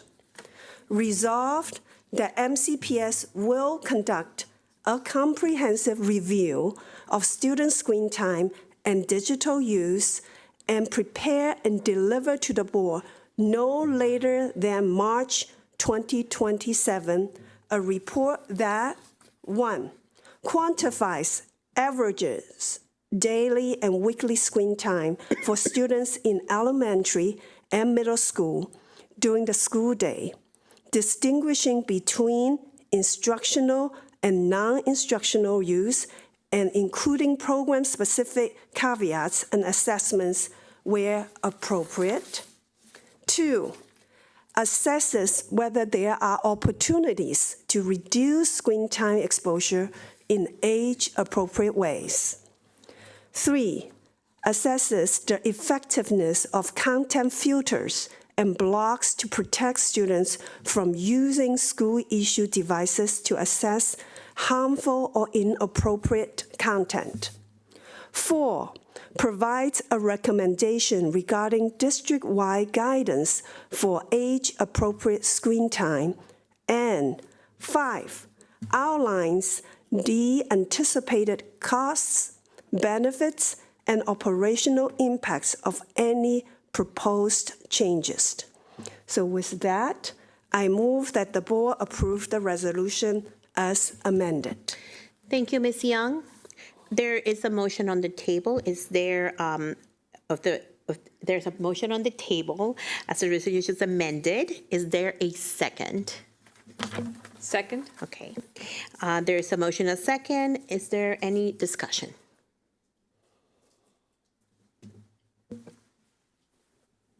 This is Ms. Silvestre. Yes, I wanted to ask Dr. Taylor, you had presented previously about the work that you were going to do in this regard. How does this resolution differ from what you were already planning to do? It's complementary. It's more comprehensive than I think what we had originally scoped out, and I think that this works well with what we were planning on doing and is more comprehensive, and I think will give the board a clearer picture of screen use in our schools. And my brain goes right away to how are we going to do this? But you're going to figure that out. I do want to, the language of a comprehensive review of student screen time, I mean, the evaluation folks have ways to do that, to figure out how to do that. It's kind of daunting to think about how to get into every classroom and analyze this, but I don't know if you have any thoughts about that. Yes, certainly. We'll take a mixed modal approach to examining this. One of the ways that we know we can leverage that is a little bit easier and very comprehensive is to look at our actual usage data that we're collecting from devices. So school-issued devices will tell us an awful lot about the programs that are used, the software that we use, how frequently you use it, when, where. et cetera. And that'll be a critical data point, as well as teachers' perceptions, parents' perceptions, and students' perceptions of how much time they're spending in place and how well that lines up to what our data reflects. Okay. And any cost implications that you anticipate in just doing the comprehensive review? That's an excellent question. At this time, based on the scope of what we see right now, we believe that we can handle that within our current capacity. We will likely come back to the board with a work plan of what this would look like and what we anticipate and if we need any help. But at this time, we're not requesting any additional help from the board. Of course, workload is workload, so I'm sure other projects will have to be put aside so that this can take precedent. This definitely crowds a very crowded plate, for sure. Our tech team works very hard, but we do have an interest in making sure that we have the most optimal learning environment. And, we're sensitive to this. We're paying attention to this issue just like everybody else is. We want to make sure that our kids have access to a world-class teaching and learning environment. And we need to grow and evolve just like everyone else. So this is a potential for us to improve our learning environment and to learn from our learning environment as it's situated right now. So we look forward to this opportunity. Great, thank you. And my questions are just to that end. Sometimes we pass resolutions and sometimes the board is disappointed with the outcome of the work. And so I just wanted to make sure that we're putting kind of clear guidelines and strong foundation from the outset so that we get a deliverable that we are all happy with. Thank you for flagging that, Ms. Silvestri, because I think that the next step of this, beyond your resolution, is coming back with a work plan as to like what this might look like as a finished product, so that we close that perception gap of what you were expecting versus what is produced. So hopefully we can get closer to that vision for you. Ms. Stewart?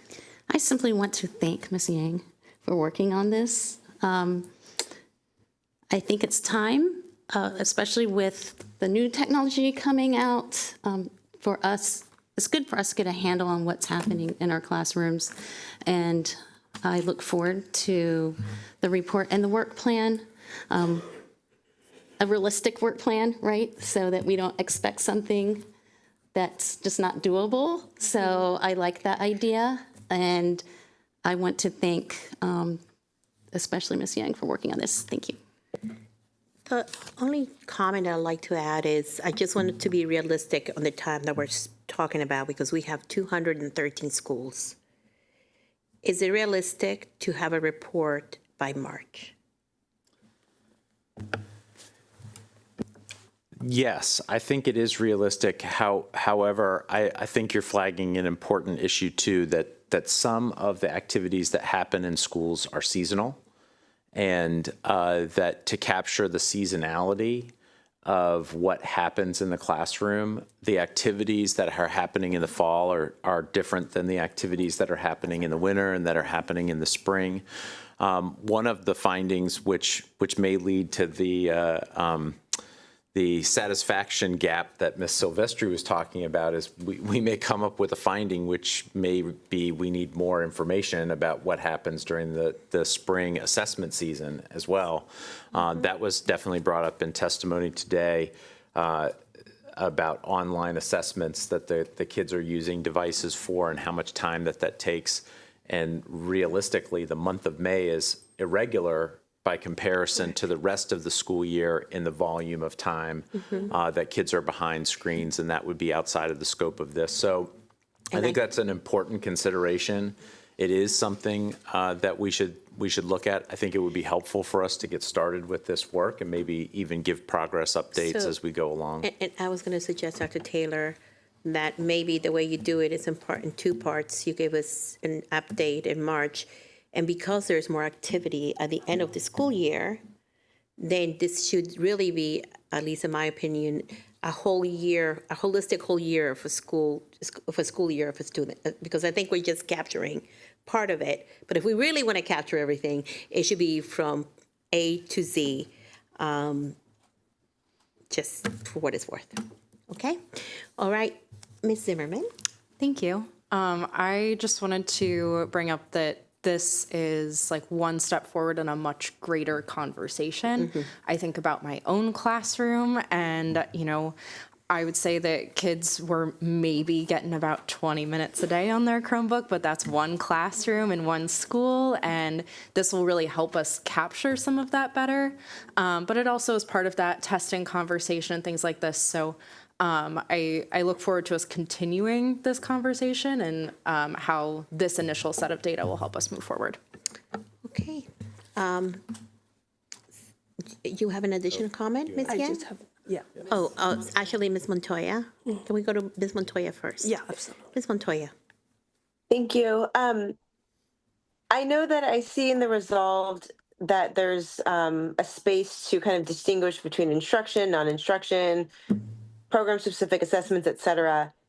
And I'm wondering if it's also possible to indicate somehow where we don't have control over that. So for example, I recognize this is K through 8, but if we were talking about high schools, the AP exam, if it's administered that way, there's nothing we can do about that, for example.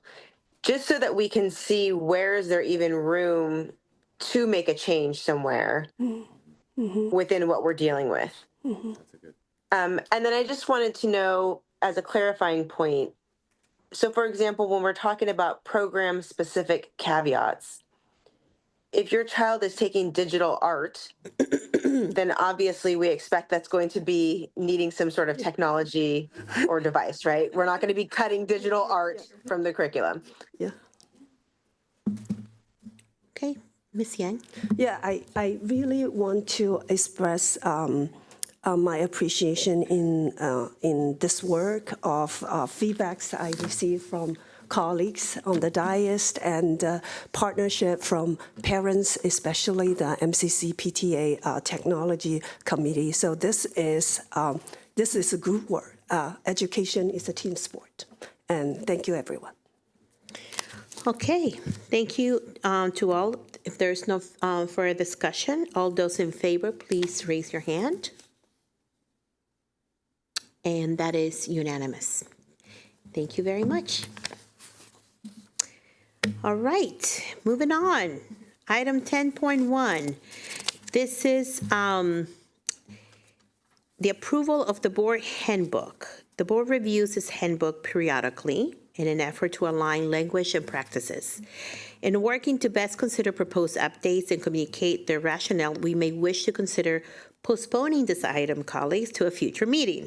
Is there a motion and a second to table this item for to a future meeting? I move to table this item until a future meeting. Second? There is a motion and a second. Is there any discussion? Okay. Oh, I'm so sorry, Ms. Yeah, just Sylvester? this gives us more time to review and give comments on the things that we want to keep and we want things we want to change. Absolutely. Thank you. Thank you very much. There's no further discussion. All those in favor, please raise your hand. That is unanimous. Appreciate that. Item 11.1. This is elementary school boundary study. Dr. Taylor, take it away. First things first, welcome to our 49th student member of the board for your first meeting. We're delighted that you're here. We would like to congratulate you once again for assuming this awesome responsibility, and thank you for your courage and stepping into to the beginning of two very challenging discussions. As you know, we found ourselves in an interesting place in MCPS history and in Montgomery County history. It is not unprecedented. We've experienced this before where we have seen fluctuations in our enrollment, but it's been an awful long time, 40 years as a matter of fact, since we saw this last significant dip in enrollment.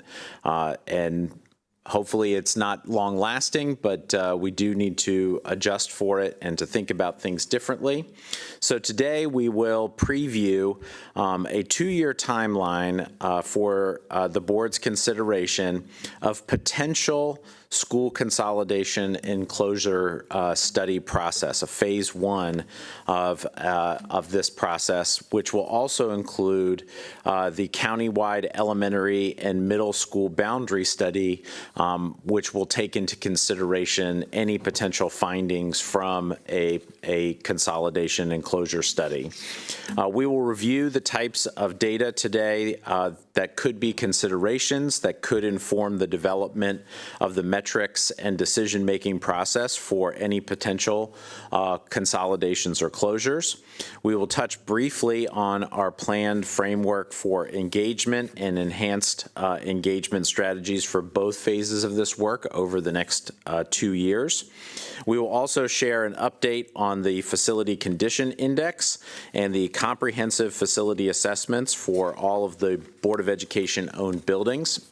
This was a new term added to the MCPS lexicon this past year as we launched a very aggressive capital improvements program. And we will talk a little bit about how that data and those data impact our future work. We will compare the data on live births for Montgomery County Public Schools and the Maryland Department of Planning and how those differences may have impacts on our progress moving forward and the impacts on our enrollment projections. Finally, we will review how our elementary school capacity ratios will shift with the new 4-tiered approach of classifying schools and provide more targeted staffing and resources more closely aligned to the unique needs of each school community. This is at the very heart of our values in meeting our children and families with what they need, where they are. I now turn things over to our Chief Operations Officer, Mr. Adnan Mamoun, and his team for this presentation. Good afternoon. As Dr. Taylor mentioned, during the past several years at MCPS, we have experienced sustained countywide shifts in enrollment patterns, leading to an overall decline. This is not just happening at MCPS. We're seeing this statewide as well as nationwide. While certain areas of the county are experiencing localized growth, we do have nearby schools that often have significant available capacity. In addition, several elementary schools have island assignments or non-contiguous attendance boundaries, which contribute to a longer student transportation time, more frequent split articulations, and operational inefficiencies. Because the facility and boundary decisions are inherently linked, it's necessary for us to conduct these studies in coordinated manner to support informed long-term decision-making. So on March 26, 2026, the Board of Education approved the scope of the school consolidation and closure study for elementary and middle schools alongside a system-wide elementary and middle school boundary study. This study would analyze the potential school consolidations and closures, followed by a study to review and adjust elementary and middle school boundaries countywide. So today we will preview the 2-year timeline for this work, as Dr. Taylor mentioned, including plans for community engagement and alignment to the statutory policy and regulatory framework. We will briefly touch on the data and metrics that will inform the process, and we will also provide an update on comprehensive facility assessments, highlighting slight differences between the state and MCPS enrollment projections, and share the updated program capacity framework. So for the comprehensive facility portfolio review and boundary study, the following are going to be included to evaluate existing program delivery models, including paired schools, assessing school capacity with current and projected enrollment, informing future capital improvement planning and long-term investment priorities, balancing enrollment across elementary schools and middle schools to optimize use of existing facilities, addressing non-contiguous attendance boundaries or island assignments, and trying to align feeder patterns to support continuity and stability for students and families, And as Dr. Taylor mentioned, the study is going to be in 2 phases. This slide shows the phase 1 timeline, which, today, in the consent agenda, the board approved the contract for the consultant. So we will be, meeting with the consultant and initial data gathering in August and September. And we will have community outreach and engagement around talking about the metrics and criteria for decision-making between October and January. And then development and presentation of superintendent's recommendation for school consolidations and closures will be presented in March. And then there will be public hearings and written testimony discussing the consolidations and closures with the board decision expected in May of 2027. So that takes us through the first phase of this study. The timeline for phase 2, after the decisions about the closures and the consolidations are made, we will start the boundary study process, and we will have initial public information sessions in June and July of next year. And then first round of options would be presented in August and September of 2027. And then October 2027 would be time for us to gather feedback and analysis from first round of options. And then we will have public information sessions about second round of options in winter of 2027. And then development of and presentation of the superintendent's recommendation would be early in 2028 with the board approval about boundary changes due in May of 2028. So because it's a 2-year process that includes potential consolidations and closures, we need to be very mindful about how we build understanding and inform the community, staff, and families to make sure they're able to understand the process as well as follow along as we do the studies.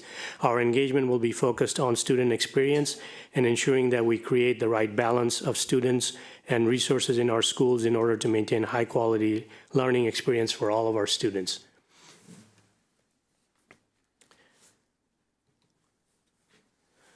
So the process includes potential consolidations and closures in phase 1. As I mentioned, we will be aligning that work with the Code of Maryland Regulations, or COMAR, and the procedures that govern school closings. Obviously, all of our work are aligned to board policy FAA and ABA, as well as regulation FAA RA, from as you have seen in our recent boundary studies work. At the next board meeting in October, we will share more information about Facility Advisory Committee, which is aligned to our regulation FAA RA, and tap into the wealth of experience and knowledge of those in our community for long-term facility planning issues and strategies.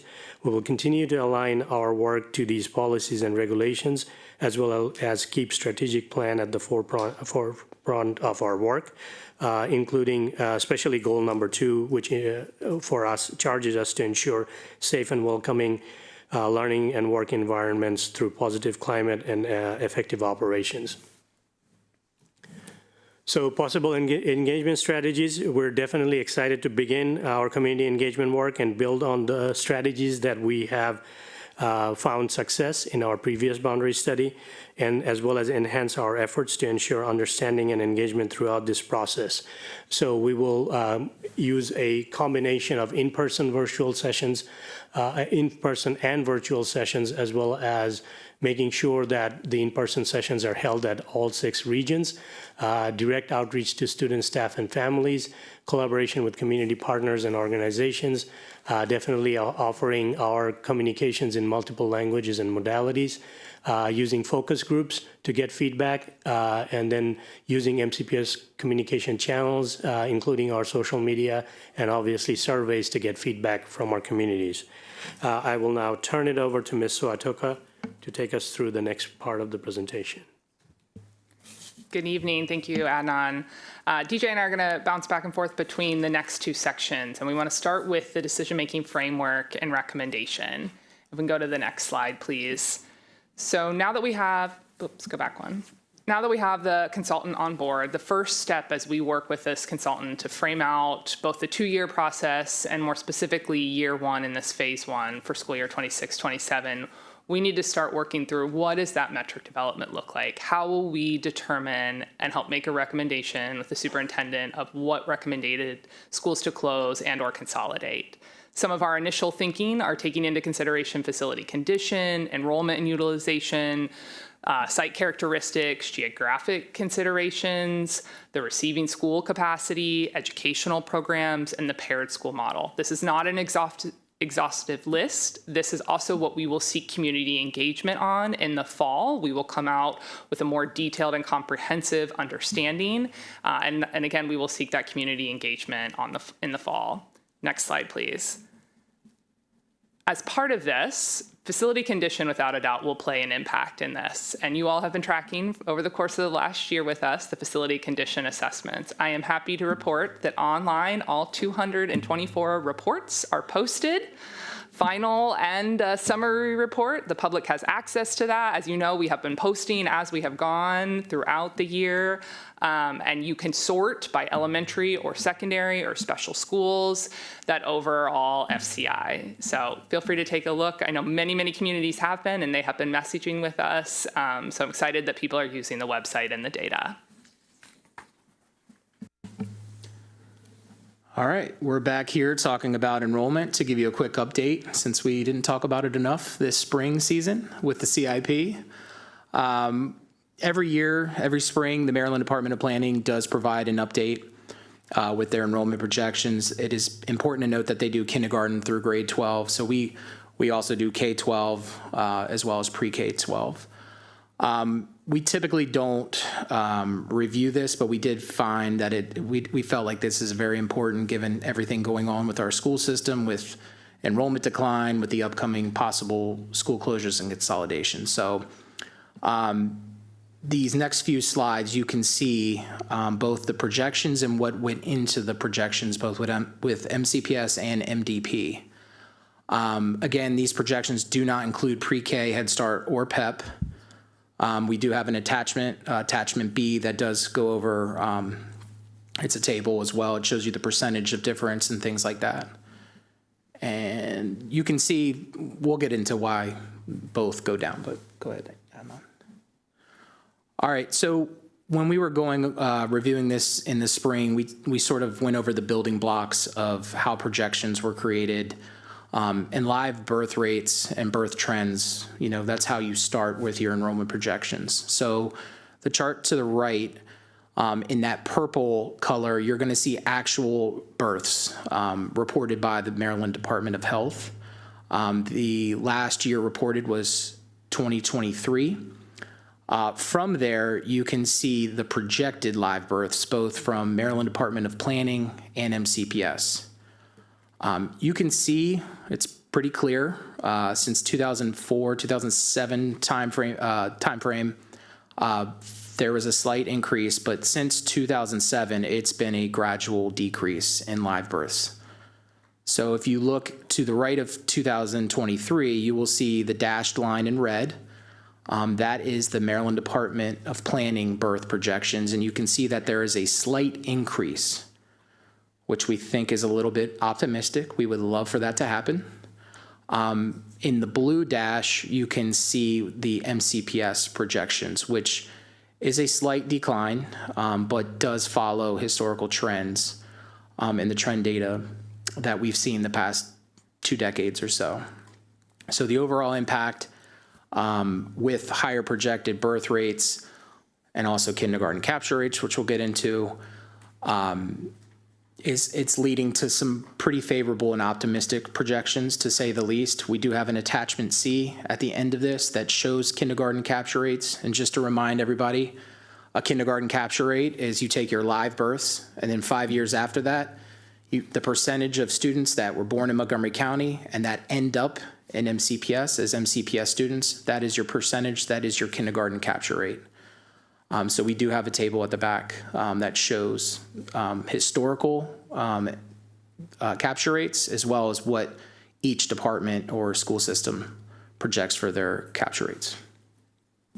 Can I intercede here a little bit, just for, there's a lot of B's and C's and D's and A's, and Yep. So I just want to be, the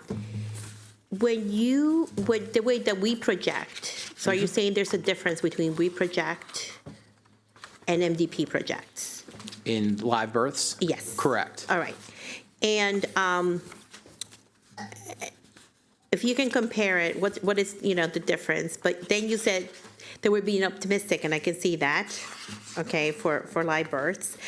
But is that consistent with the past, and why you believe there's a difference?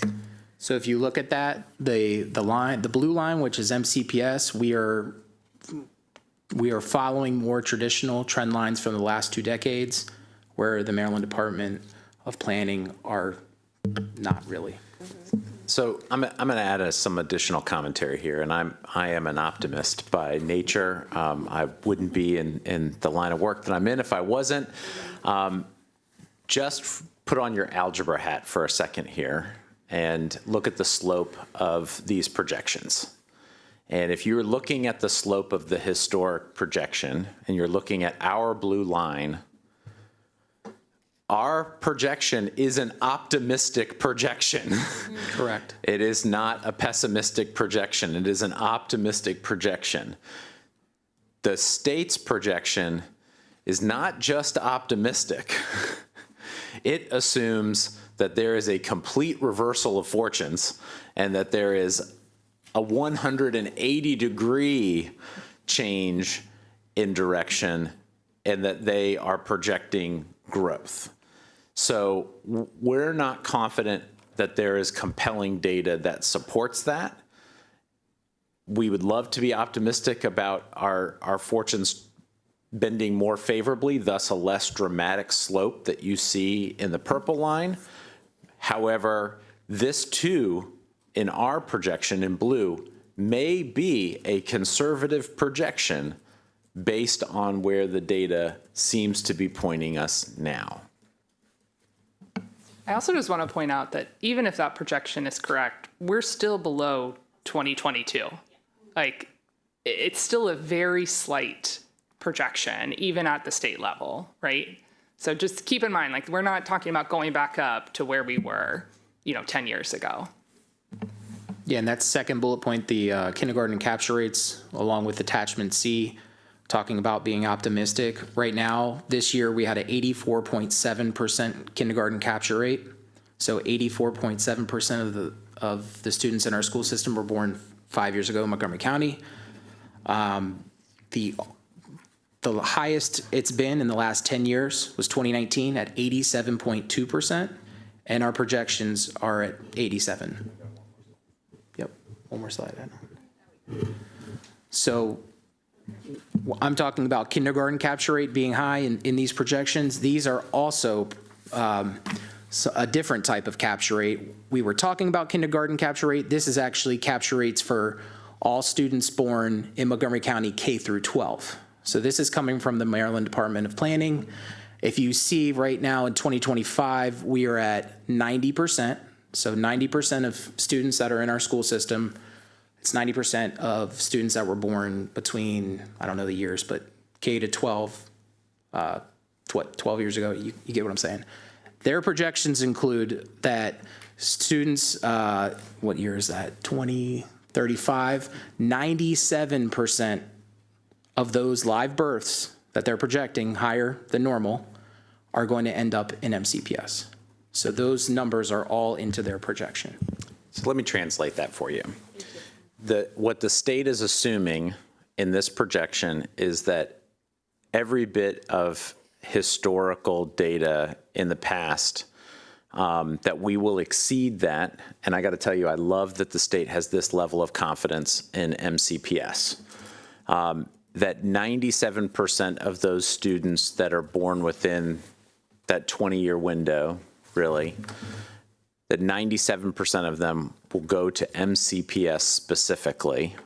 They won't go to private school. They won't go to homeschool. They won't be educated elsewhere. They won't move. They'll stay right here, and they'll go to MCPS. And there's no historical data that would suggest that that would happen. Right. Our peak was at 92, and we're right at 90 right now. So that is their projection, and so their projection is largely predicated on this very optimistic outlook of MCPS's performance. I love it.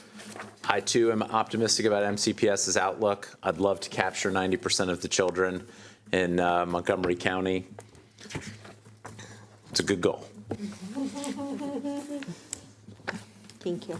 So to summarize, it's this, we have the same trend, enrollment forecasting going down. Adnan, one more. We both show enrollment decline. It is a difference of 2%. There are just different degrees of what we're projecting and how we're projecting. Yep. I'm going to take us through the last section of this. So another big part of what we want to talk to you today are about program capacities and how those relate to our staffing standards. And why do we want to talk to you about this today? This is going to be really important, and it's important for us to start this conversation today as part of our consolidation and closure study and the boundary study. Program capacity is a key factor in evaluating our school utilization and informing recommendations. It has always been a part and will continue to be a part of our capital improvement program and our CIP book that many like to both look at in the hard copy or online. We want to ensure that our school communities understand how program capacity is calculated and what those calculations represent. It's also important that we receive, we often receive community feedback on what the current capacity calculations look like. How does that translate to how we're actually operating the schools today? We also wanted to take a look at, we updated and you all updated staffing standards across elementary, middle school, and high school, and how does that translate and compare to our program capacity? And then we also wanted to benchmark against the state and their guidance and practices. And we also looked at other school districts in terms of the methodologies so that we remain up to date, accurate, consistent, while also specific to MCPS's unique goals that we have. If we go to the next slide. So these next series of slides are all going to focus on elementary program capacity. And I want to emphasize that because we do calculate secondary differently. At this time, we're not proposing any changes to that, and we are really focusing on the elementary. Again, one, it is calculated different than secondary, and two, because of the upcoming closure consolidation and the elementary boundary study. So currently, the program capacity ratios are defined in the MCPS regulation FAA-RA. Our program capacities reflect the number of students that can be accommodated based on the current programming at the school. We often refer to classrooms as a teaching station, and those are the only rooms in a school, in an elementary school, that count towards capacity. So other things like offices, our main office, the smaller support rooms, you see something labeled there in the middle called small instructional support room, those do not count towards capacity. And this is a hypothetical floor plan just to help orient you, but everything in green is your core classroom or teaching space that is counting towards capacity. Art, music, dual purpose are not included in program capacity because students rotate through those spaces while still having to remain assigned to a homeroom. Again, cannot overemphasize that this is specific to elementary. In a secondary, those all count. All our science, all our art, all our music, those count towards capacity. That is not the case in an elementary school. And then I wanted to note one thing, again, since many people are familiar with how we describe things and write things in our CIP book. Historically, there are tables in there, and they show the program capacity. That will continue to remain. We actually have a screenshot coming up in one of the slides to walk people through. We have often referred to some of these as support rooms, and what we have always meant are the specials. So that art, music, dual purpose, we are going to rename that to be called specials so that it's clear, because we also use, you can see in the floor plan, that small instructional space, and those are different. Those are usually half the size of a classroom, and so we want to make sure people understand we have specials that are more the size of a classroom, if not larger. And then these smaller support rooms where you might be supporting a teacher and 4 students. You pull them out into the room and you help them. With that, if we can go to the next slide. Can we stop there for a second? Can we go back to that slide? Just so it's clear. So we're just talking about elementary school. So let's be clear. This is just elementary school. We're not talking middle school and high school. So who makes a decision that a classroom is a classroom versus a non-classroom? Like what's the process for that? Facilities determines that, and it's based on square footage. Okay. So if it's a 400 square foot room, even if for some reason a school decided to use it, we would not count that towards capacity because that does not meet our minimum classroom size. Okay, so there's a minimum that has to meet even though the school might be, because we see this all the time in a lot of our overcrowded elementary schools, that we see certain areas being used technically as a classroom. That's right. Correct. Okay. So in this scenario here that you have, the green squares, those are classrooms. Can a principal determine, because they need space, can they determine that one of those pink other rooms can become a classroom? Can they do that? They can utilize that space as a classroom, but it will Correct. not show up in our CIP, and we will not count it as classroom capacity. Do we like that? I mean, no, but it is a necessity. And I'll tell you, we're working with a couple schools this summer right now. Most have gone down, but we have a few that have had a bubble, and we have to work with them to solve that. So while we don't want to show that formally, it'll show that they're over capacity, and that's an Correct. important. Sometimes they structurally just have to, out of necessity, right, rearrange things to accommodate those incoming students. Okay, just want to. Okay, if we go to the next slide, also just wanted to articulate the difference between program capacity and core capacity. So for our core capacity, the spaces that we're talking about are your main office. We often also call it the all-purpose room or your cafeteria. We have the library media center. These are all part of your core capacity. And depending on what that program capacity is, you might have a larger space. So in these two diagrams, we show a core capacity of 640 versus 740. That's the number of students, right, that it's designed for. But you will look at the APR, the all-purpose room, and that the square footage changes. So we would go from 3,700 square feet to 5,000, because as you grow that student enrollment, you need a larger cafeteria. So you're not hopefully serving 6 lunch periods, right? But you keep to that 3 to 4. So those spaces grow as the program capacity grows, and we need larger core capacity spaces.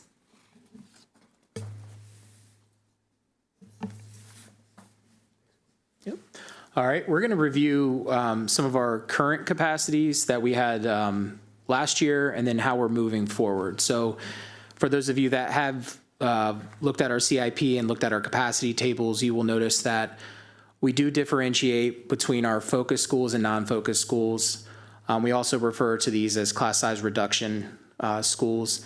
So the table to the left, you can see how we calculate capacities for pre-K and Head Start, and then K through 5, as well as special education. So our non-focus schools, which is that middle column, actually aligns perfectly with the state rated capacity.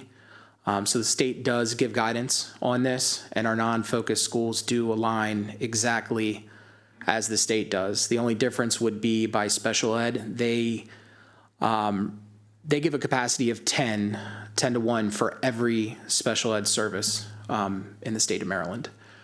In the far left column, you do see the focus schools. The considerable difference here is K to 2 is 18 to 1, where grades 3 through 5 go back up to 23 to 1. Because our class size reduction schools, we do reduce our staffing for K to 2. We're going to look at some capacities moving forward. So again, previously schools were classified as non-focus, focus, or Title I schools, depending on if they were slightly impacted, or highly impacted. And as you know, we are transitioning to our 4-tiered approach to provide more targeted staffing and resources to allow support to be more closely aligned with the unique needs of each school community. And I'm not going to go through each tier, but it is dictated by the percent of students receiving FARMs, free and reduced meals. And you can see in that column to the right how the FY27 tier model aligns with our previous designations. And the table to the far right breaks down the school year 26-27, our upcoming school year, our staffing standards for pre-K, Head Start, kindergarten, and then grades 1 through 5. And you will note that special ed does vary by service. Moving on, the blue columns are what we currently have in our CIP. That has been our capacity ratios for as long as I've been in planning, so 7 or 8 years. The columns that are in yellow are what we are proposing, and the white columns are the staffing standards. So you will see the base, tier, and tier 1 to the left. And those traditionally have been our non-focus schools. So you will see our non-focus school, again, our non-focus school ratios in the far left, where it's 22-to-1 for kindergarten, 23-to-1 for grades 1 through 5. And again, that aligns with the state. And we are proposing that K through 2 would be 22, similar to what the current kindergarten for non-focus schools are. Grades 3 through 5 would go up a student to 24-to-1. If we move to the right side, we are going to talk about what traditionally was our focus in our Title I schools, which now are our Tier 2 and Tier 3 schools. You can see the staffing standards right next to that, to the grade, and you can see what traditionally we have had 18-to-1 for K-2 will now be going increasing by 1 to 19-to-1. And grades 3 through 5, which traditionally have been at 23, will be reduced by 22. And again, special education we'll have a dedicated slide for special education. Here we are, special education. So we do have different capacities for each special education service. The current capacities are in blue to mimic our previous slides. Our proposed capacities are in yellow, and again, state rated are in that light red color. So you can see the state rated capacities are 10-to-1 no matter what. We have had varying capacity ratios for each set of service, and we are proposing, similar to the state, standardizing the capacity, but reducing it to more reflect closer to our staffing standards. It's important to note that we are proposing to keep our PEP, or our preschool education program, capacity the same, and that those are 6, 12, and 18. We have a plethora of PEP programs, so they are different for each program. And how did you, okay, so that's great news, first of all, except for PEP, I think still a little bit high. So PEP is similar to our gen ed pre-K. You'll notice in our capacity tables in our CIP, we have some that are at 20, some are at 40, because 20 is a full day program, 40 is a half day, because 40 students are coming through that one classroom. So for PEP, we do have some half day programs that are at 9-to-1. Okay. That class can handle 18. Okay. That's not 18 students at any given time, but it's throughout the entire school day. Okay. Yes, ma'am. Got you. Okay. So that was good for the public. And the data that you used to arrive to these numbers, like what was the process that you used? For the 8-to-1? For the special education, yeah. So we looked at the LRE A, B, and C staffing standards that are coming down and being rolled out over a multi-year approach. And we found that sort of was that sweet spot, that average of what it actually currently is. There's only, when we ran the numbers, what was the difference of what we're moving towards to if we utilized our current information, and it was very, very similar. Okay. Thank you. Ms. Waitoka talked about the specials sort of at length with elementary schools. Again, these rooms do not bear any capacity. When you hear about the capacities of an elementary school, the support rooms do not bear any capacity. The art, music, and dual purpose room traditionally. So what we have previously done for our non-focus schools, every single one, they received 3 rooms that did not bear capacity, which is typical art, music, and dual purpose. That means a non-focus school that had 300 students got 3 rooms that were taken out of capacity. That means that a school that has 800 students, that's a non-focus school, got 3 rooms taken out of capacity. Enrollment did not matter. Our proposed specials, we are no longer calling them support rooms. Our proposed specials for the base and tier 1 schools, which do align with our current non-focus schools, would be 3 rooms plus Schools will get an additional classroom taken offline for capacity if they have more than 700 students. And they will also get another room taken out of capacity if they're a community school.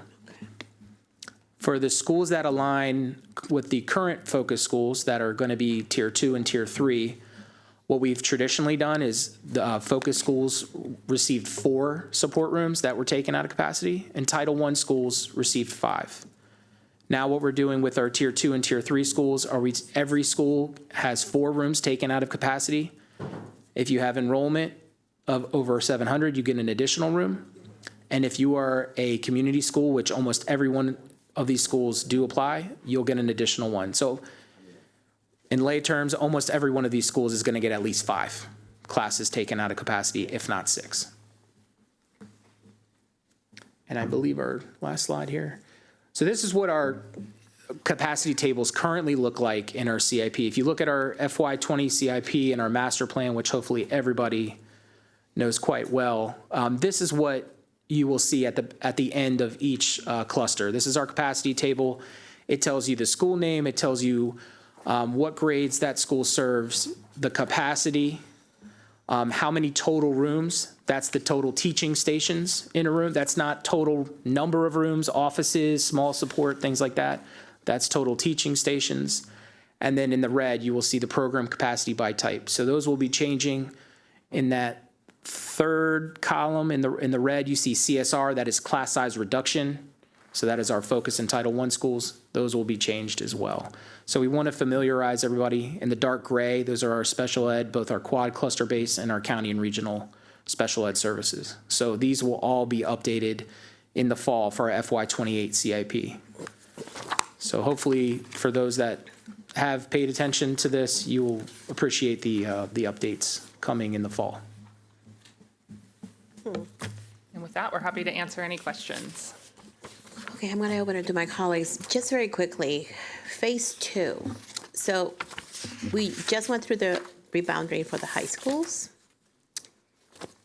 And this is a much heavier load in the number of high schools. A number of elementary schools. The number of elementary schools. You're going to scare people. Right? It does, right? Yeah. So I'm just trying to wrap my head around phase 2 with that many schools being able to be done in that same scope line of a 1-year period. Mm-hmm. Can you help me out to understand? It's going to be a lot, yes. And we're going to have to work diligently to make sure we get out to each of the regions, that we are out with the community. I mean, I think we're going to learn a lot in this first phase 2 as we go through the closure and consolidation and go through the regional process and out in the community. And then we're going to have to do even more. If you see, we'll start a little earlier, right, in June of next year, starting to go out versus for this one, we're going to be out more in October through the fall and into the winter. So I want to draw the board's attention to the scope of the study that the board adopted is a county-wide scope. One of the lessons that we learned from the secondary boundary study is that even though we may have had secondary schools that weren't as germane to the narrow parts of the study that we were doing for high schools and middle schools, that there was a domino effect that still impacted their school environment, and it might have been in our best interest to do a county-wide high school study. That was definitely one of the learnings that we pulled away. We're hopeful that as we take a look at some of the metrics and we refine these metrics to create a framework for your consideration to help with decision making, it might help rule out some areas of the county that are a focal point, and it may also focus some areas of the county where you may want to draw your attention. Our intent, we're going to be very crystal clear about this, is that we will be focusing more in the areas that are going to be greater impacted by the findings of the study based on the framework that you adopt. Okay, I'm going to start with Ms. Stewart. Okay, I'm going to start on the very first page, the title. So It is the elementary schools boundary study, but we also will be looking at some of our middle schools. And as we communicate, I think maybe we should think about that in the actual title, just to be descriptive of exactly what we are doing. And I don't know how to do that without also just saying secondary, because we did a secondary boundary study. So, but maybe you can put our thinking caps on to see if we can get a title that's a little more descriptive. I think we can land on "and middle" and just throw that in there. All right. Okay, great. Yeah, people just like, to feel like they're looking at what they're looking at. Okay, my other questions are about some of our population projections and how we communicate that. So I am looking actually at one of our same trend, different assumptions page, 13. There we go. So we talk about birth capture rates for the whole county, which is great. But should we be looking at regional birth capture rates? Is there a way to do that? Is there a way to look at birth capture rates by zip code? Is there any other way to do it other than just by county?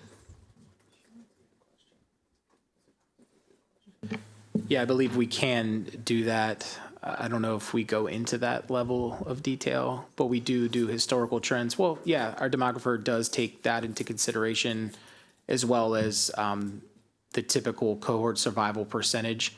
And she even breaks it down like 89.9% from second to third grade. Like, it's a grade by grade cohort survival. So it's very detailed. There's a lot of, whenever we come here to the table, we're going to present a lot of numbers. Just know that there's about 15,000 numbers that we're not showing, because it is very, very detailed work.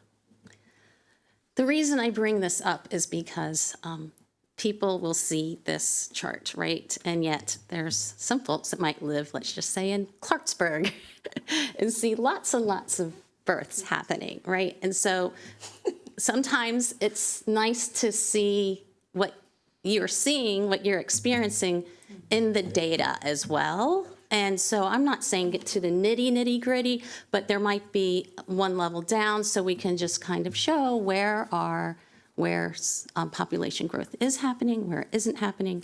And so that could make sense as we're moving forward. It's just a suggestion. Also, do we track kids that come in that aren't born in Montgomery County? We do live in a somewhat transient, am I saying that right, Yes. area? Some There's other mobility, county even more, so. and some areas might have more kids that aren't born in Montgomery County than others as well. So is that something we also track? Yeah, we do have transfers in and transfers out. And we have private school and homeschool numbers as well. So again, if we could maybe look at that by certain regions, again, just to reflect people's reality, and so they understand that we do take that into consideration, and as we move through the process. I think that's all I have for now, but I'll reserve for another question if it comes up. Thanks. I'll go to Ms. Yang, and I just want to say, we did that with the high school. We look at all these numbers, correct? So this is going to be very similar to doing the same thing. Okay, Ms. Yang? Yeah, I first want to thank you in advance. You're going to have a lot of work in front of you. I have 2 comments for your consideration and for all our consideration in this work, and then I have a question for you. Number 1 is, we are talking about elementary school and middle school boundary, and we are talking about potential consolidation and closure. And right now, the presentation focuses very heavily on the building facility, right? The capacity, the utilization, the capture zone, and population captured. And I would like us also to think about when we are planning about schools and talking about consolidation or closure, we talk about the learning experiences and how do we measure student experience or success in this process.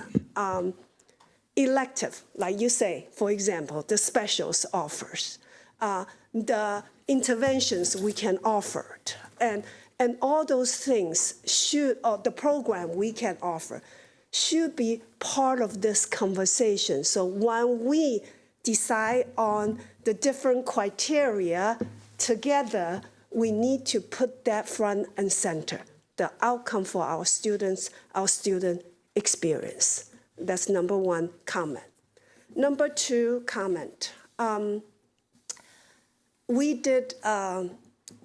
going to look at all different categories. In the past 2 years, one of the things that the system and the board did together that I really like is the Building Facility Condition Index, which you completed it, and show it today. And what that did is it has different components, but you give weight to different components. And when that happens, people actually feel that's transparent instead of being subjective. So in our process of doing this, I hope that is an approach we can strongly consider, that giving weight to different aspects. And I think that will help us.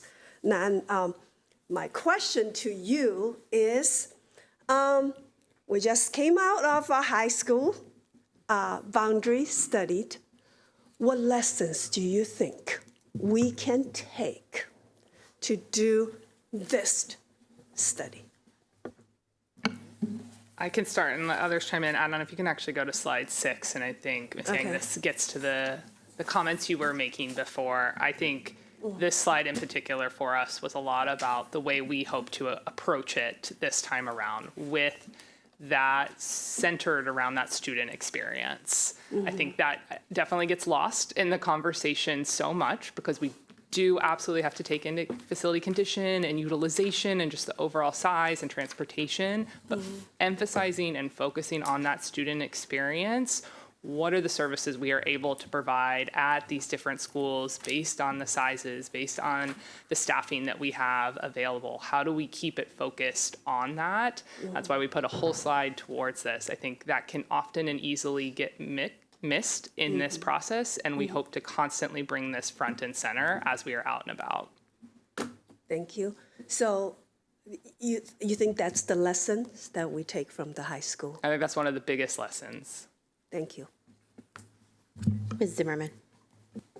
Thank you. I want to thank you for all of your additional information on capacity, because I think that's just very often misunderstood, and I appreciate the additional clarification and things. And one of the things that I'm thinking about as we move forward with this, as we're looking at the different tiers, is that if we look to potentially close or consolidate buildings, that it's possible the tier of that school will change. So how are we considering that in terms of this study? Because that will change what we're looking at, right? 100%, and we will need to keep that in mind, because that could change the program capacity, particularly on the slide that DJ presented, right, about the specials and the number that you get depending on the tier. So we will absolutely need to think about that and take that into consideration so that we are not cramming ourselves. I mean, we're going to need to leave some capacity in there too, right? Definitely. We don't want to get too close to that line. We all hope that there's growth in the future, right? And so we need to keep that flexible. Right, and I'm sure as recommendations come out, we have subsequent work sessions. That kind of information to continue to clarify would be really helpful going forward. I know that's down the line, but letting you know that now would be great to look at. Similarly, I was thinking about that, like specials and the over 700 students. Does that also match how we allocate our specials teachers. I mean, I'm thinking about like, gosh, it would be really impossible to have like 2 gyms, you know, for PE classes and things like that. So, right. And, you know, 2 music rooms or a shared music art space is a little bit easier than a PE classroom. I was curious how that matched up. Is that how we see it match up? Yeah, so the specials, the art and music and the PE are aligned to FTE classrooms. It is very detailed. With a tier 2 or tier 3 school, you're going to have more teachers than, you know, for a 700 student body than a base tier and a tier 1. Definitely. But you have a school that is a tier 3 school, typically a Title I school, that doesn't offer special ed services and other programs. They actually can equate the same amount of FTEs as a non-focus or base tier school with 700 students. Interesting.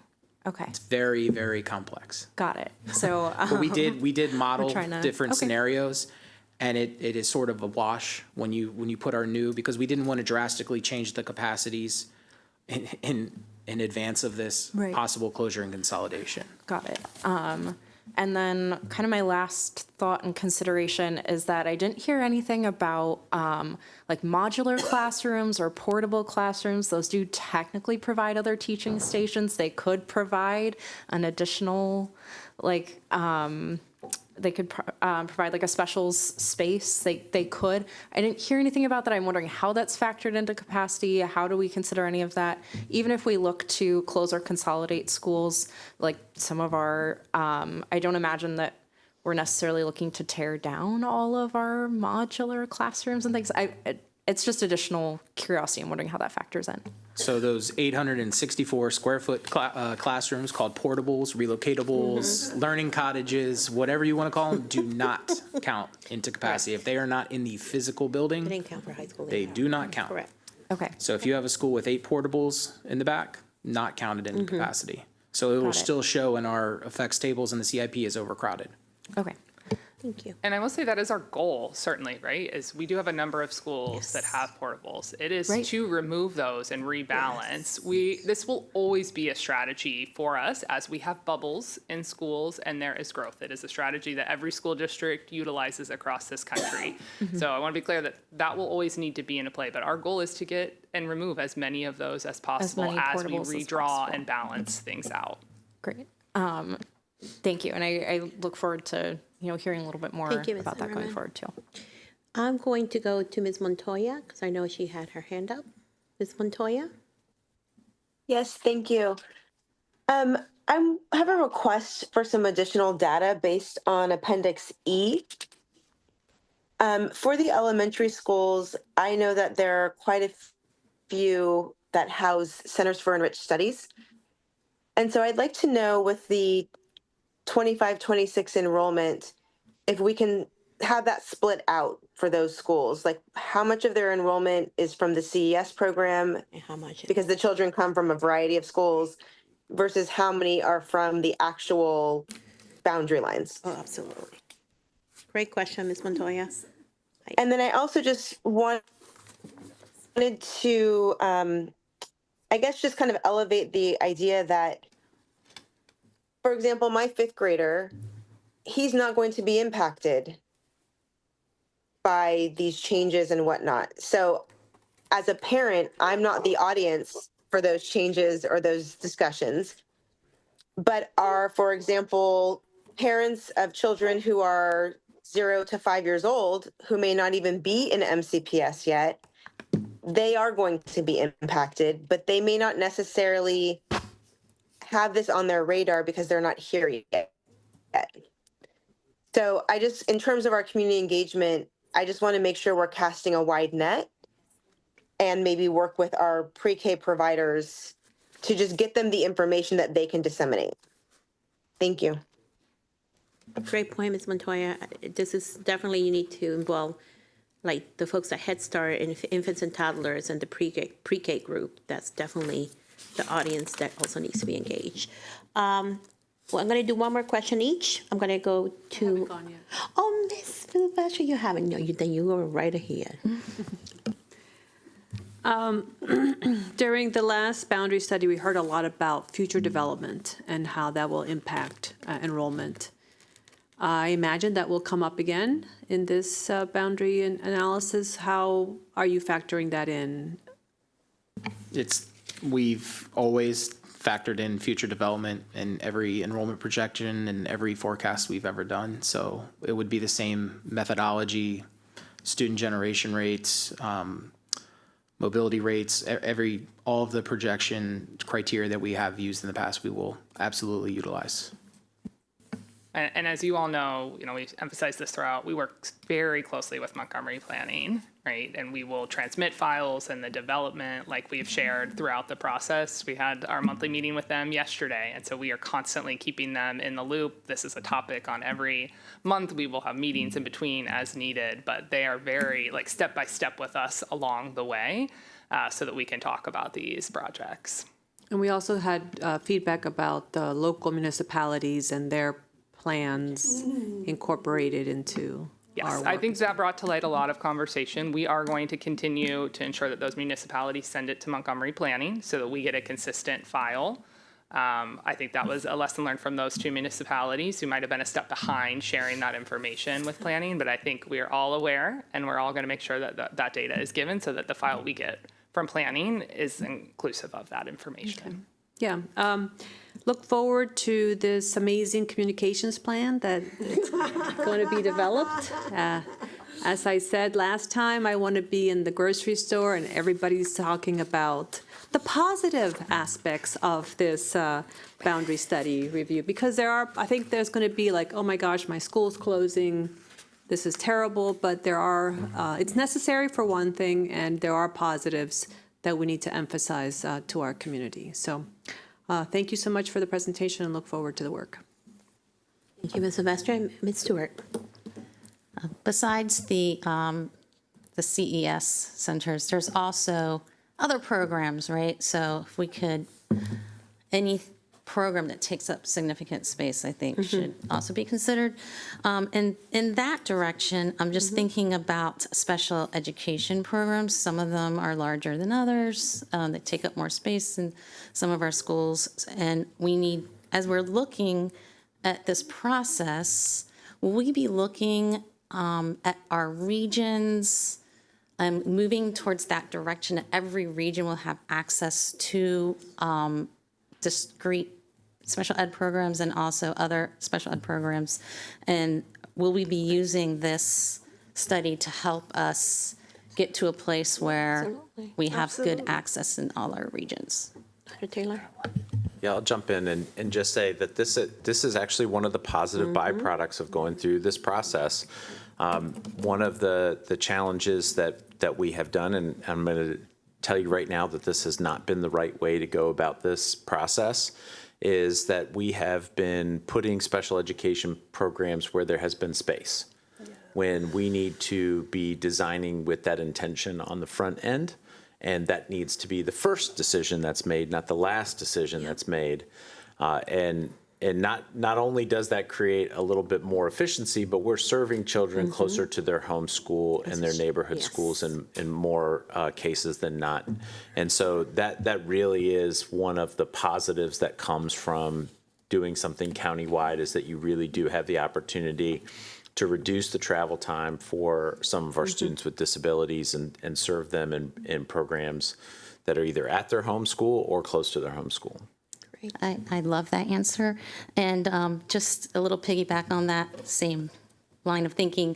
I know early on, well, sometime last year, you mentioned how in middle schools you would like to see more programs for language programs. And so hopefully we can look at that too as we move forward, so kids don't have to travel as far for that as well. Thank you. Okay, and the last question, Ms. Young? Yes, thank you. Like you mentioned before, that we are entering into a new phase of declining birth rate.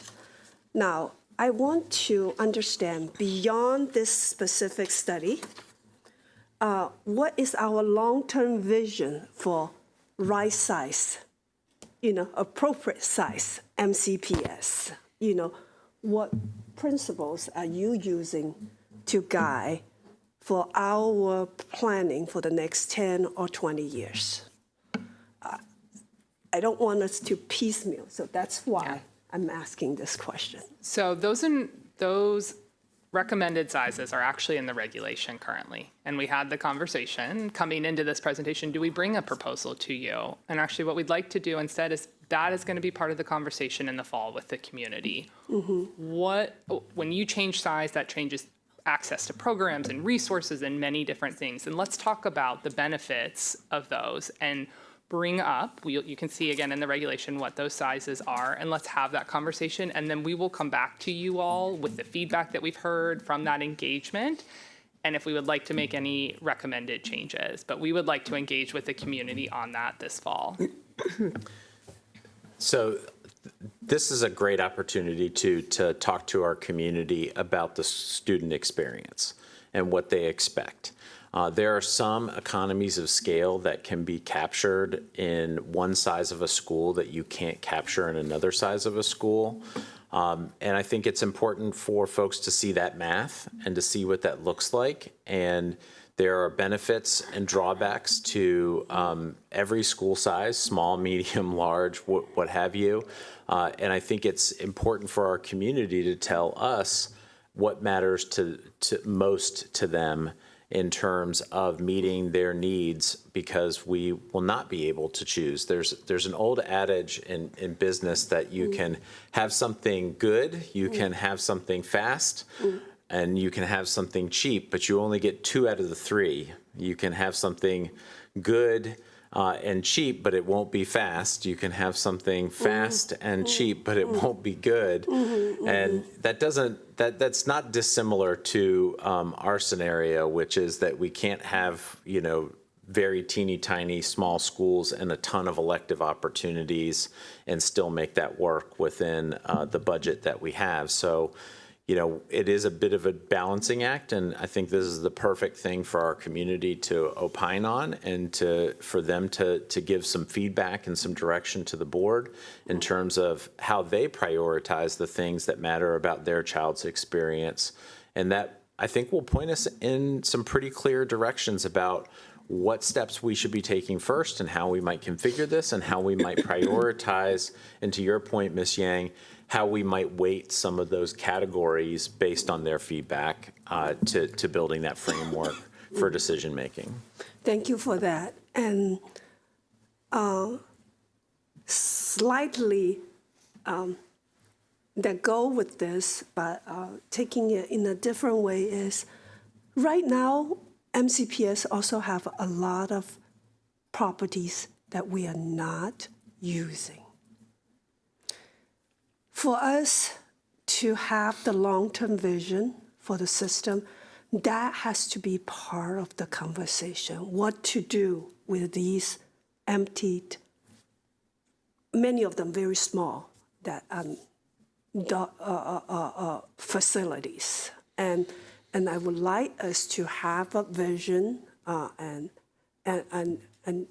then work on a plan. Thank you. Ms. Silvestre? Well, we are in great need of early pre-K centers as a part of our blueprint. So that would be a good use of our extra inventory. Yep.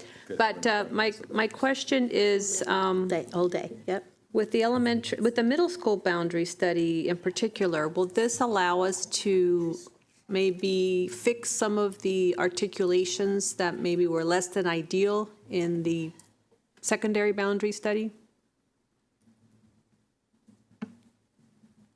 I would say the intent is more that if there is a decision to close or consolidate a middle school, that's really where the boundaries are going to be reconsidered.